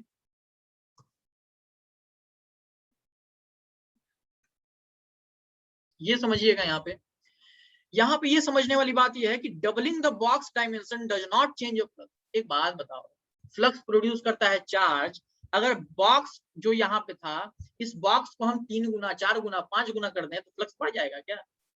अरे भाई, उस चार्ज को कैसे पता चलेगा कि क्लोज सरफेस पहले इतना था अब इतना बड़ा हो गया? तो मतलब कि जो क्लोज सरफेस होता है, मतलब आप कह सकते हैं गॉसियन सरफेस, उसके शेप और साइज पे इलेक्ट्रिक फ्लक्स की वैल्यू डिपेंड नहीं करती है। मतलब अगर किसी क्लोज सरफेस में पूछे गए हैं, जेईई मेंस और नीट के एग्जाम में कई बार ये सब सवाल पूछे गए हैं, तो यहाँ पे असर्शन रीजन के तरह भी क्वेश्चंस आए हुए हैं। अब जरा मेरी बात ध्यान से समझना, तो यहाँ पे अगर साइज ऑफ बॉक्स अगर आप क्लोज सरफेस का बढ़ा दें तो ना फ्लक्स पे कोई फर्क पड़ेगा, फ्लक्स पे कोई फर्क नहीं पड़ेगा, लेकिन मैं चुप हो गया, इलेक्ट्रिक फील्ड पे फर्क पड़ सकता है। जैसे मेरी बात सुनो, जैसे मेरी बात मान लो ये पॉजिटिव चार्ज था, तो यहाँ से ये सरफेस की दूरी मान लो कि 5 सेंटीमीटर, क्या है 5 सेंटीमीटर है, तो इस सरफेस पे इस पॉइंट पे इलेक्ट्रिक फील्ड की वैल्यू कुछ होगी, एकदम होगी, क्योंकि वो दूरी पे डिपेंड करती है। लेकिन अगर यहाँ पे वही वाला चार्ज था, अभी ये सरफेस ये क्लोज बॉक्स को हमने 2 टाइम्स कर दिया, मतलब ये सरफेस का ये जो पॉइंट है इसकी दूरी अभी 2 गुना हो गई, मतलब जो 5 सेंटीमीटर था वो अब 10 सेंटीमीटर हो गया होगा, मतलब इलेक्ट्रिक फील्ड की वैल्यू बदल जाएगी। इलेक्ट्रिक फील्ड की वैल्यू ये पॉइंट पे बदल जाएगी। देखो इलेक्ट्रिक फील्ड क्या करता है, डिस्टेंस पर डिपेंड करता है, तो उसका जो है अमाउंट बदल जाएगा, स्ट्रेंथ बदल जाएगा, लेकिन जो फ्लक्स होगा वो नहीं बदलेगा। क्यों भाई? क्योंकि फ्लक्स क्या होता है, फ्लक्स जो होता है वो होता है Q enclosed by epsilon not, तो क्यू की वैल्यू तो रिमेन सेम है, तो फ्लक्स की वैल्यू नहीं बदलेगी। अब मैं आपकी जगह रहता तो एक सवाल पूछता, सर फ्लक्स तो होता है वो integration of E dot dx भी तो होता है, तो integration of E dot dx होता है, इलेक्ट्रिक फील्ड चेंज हो रही है तो फ्लक्स नहीं चेंज होगा? अरे भाई, इलेक्ट्रिक फील्ड देखो दूरी पे डिपेंड कर रही है, दूरी बदलेगा तो इलेक्ट्रिक फील्ड कम होगी, मतलब दूरी बढ़ेगा तो इलेक्ट्रिक फील्ड कम होगी, और यहाँ पे इलेक्ट्रिक फील्ड कम होने के साथ साथ आप देख रहे होंगे कि ई डॉट डीएस होता है, डीएस यानी कि सरफेस एरिया, तो इलेक्ट्रिक फील्ड कम हो रही है तो उसी हिसाब से सरफेस एरिया भी तो बढ़ रहा है, तो कुल मिला जुला के वो क्या होगा, फ्लक्स की वैल्यू कांस्टेंट रहेगी। तो फ्लक्स की वैल्यू कांस्टेंट रहती है, लेकिन electric field position to position क्या होती रहती है, बदलती रहती है। तो आई होप सबको समझ में आया होगा, ये सारी चीजें आप लिखिएगा, इसको भी पढ़ के इसमें से भी जैसे जो समझो जो हम जैसे फ्लक्स इक्वल्स टू क्या होता है, integration of E dot ds होता है ना, ये जो ई होता है ये net electric field due to all charges present inside and outside the Gaussian surface. मतलब समझो कि अगर गॉसियन सरफेस के बाहर भी कुछ चार्ज है और गॉसियन सरफेस के अंदर भी कुछ चार्ज है, तो अगर किसी पॉइंट पे आपको इलेक्ट्रिक फील्ड निकालना है तो उस जो हम क्या करते हैं, close integral of E dot ds करते हैं ना, तो कुछ बच्चे कंफ्यूज होते हैं, वो मैं एक्सप्लेन करूंगा अभी जब गॉस लॉ का एप्लीकेशन कराऊंगा तब ये सब बातें और क्लियर आएंगी।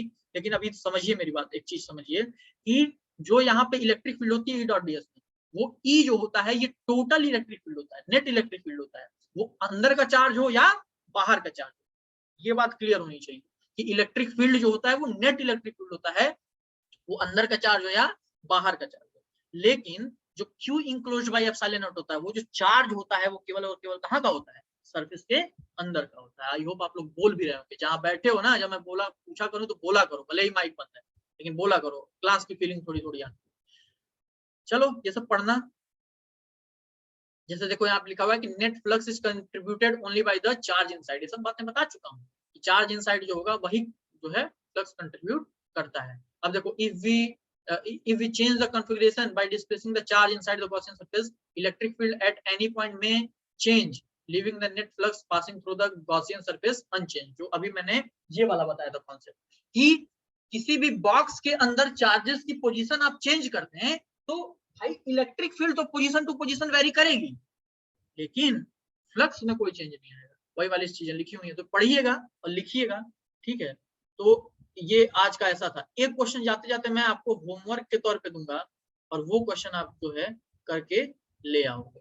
वो क्वेश्चन मैं देता हूँ, गाजर इमेजिन करो, या फिर एक काम करो, सबसे अच्छा बर्थडे कैप, लेकिन गाजर इमेजिन करो, गाजर, ठीक है, कैरेट जिसको बोलते हैं, इमेजिन करिए आप ऐसा होता है।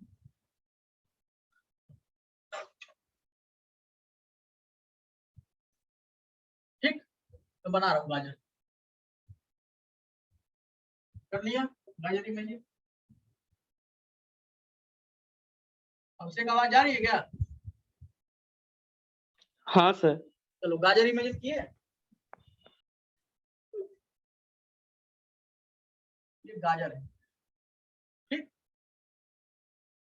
समझ में आ रहा होगा, सॉलिड गाजर है चारों तरफ से, यहाँ पे इलेक्ट्रिक फील्ड लाइंस है,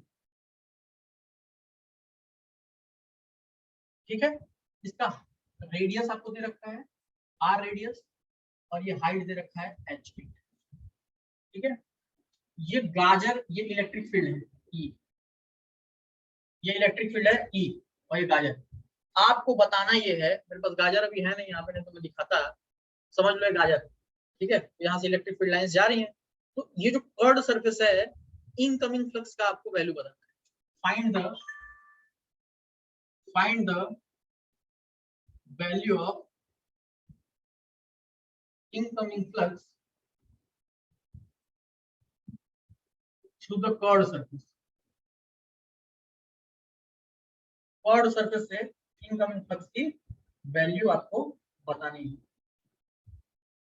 ठीक। आई होप कर लोगे, करके आना। बाकी कल जो क्लास है, कल का जो लेक्चर है वो बहुत ही ज्यादा इंपॉर्टेंट है, हद से अधिक इंपॉर्टेंट है कल का लेक्चर, क्योंकि हमको एप्लीकेशंस ऑफ गॉस लॉ देखने हैं और फ्लक्स और गॉस लॉ का कुछ न्यूमेरिकल करना है, ठीक। तो बहुत ज्यादा इंपॉर्टेंट है, ध्यान दीजिएगा, कल का लेक्चर अटेंड करने की कोशिश जरूर करिएगा। ये वीडियोस जो जा रही हैं रिकॉर्डेड वीडियोस, मैं फिर से बोल रहा हूँ, टेलीग्राम पे भी दिक्कत हो रही है, मैं यूट्यूब चैनल बनाने की कोशिश कर रहा हूँ, प्राइवेट यूट्यूब चैनल, उसमें सारे वीडियोस जो है एकदम अच्छे क्वालिटी में अपलोड हो जाएंगे, ताकि आपके जो नेटवर्क के इश्यूज हैं उससे भी कोई इफेक्ट ना पड़े, जैसे जैसे नेटवर्क सही हो आप देख के लिख सकते हैं, ठीक। बाकी जो चीजें किसी की छूट गई है एक आध दो लेक्चर, उसकी चिंता ना करो यार, ये चीजें कई बार पढ़ोगे, 12th वाले खासकर 12th वाले 4-5 बार पढ़ाऊंगा, उसकी चिंता एकदम नहीं करनी है। एनसीईआरटी बुक जरूर आप फॉलो करते रहिएगा और साथ ही साथ मास्टर द एनसीईआरटी साथ ही साथ लगाते जाओ, साथ ही साथ अभी कुछ अच्छे क्वांटिटी में सारी चीजें हो चुकी हैं, तो आप वो क्वेश्चंस लगाते जाओ, ठीक है, मास्टर द एनसीईआरटी को। चलो एनसीईआरटी बुक, नोट्स पूरा कंप्लीट होना चाहिए, मास्टर एनसीईआरटी लगाते जाओ, ठीक है। और कोई भी डाउट हो तुरंत फोन किया करो, ऐसा हिचकना नहीं, ठीक। बाकी हम लोग मिलते हैं फिर, अभी मैं बंद कर रहा हूँ, ठीक है।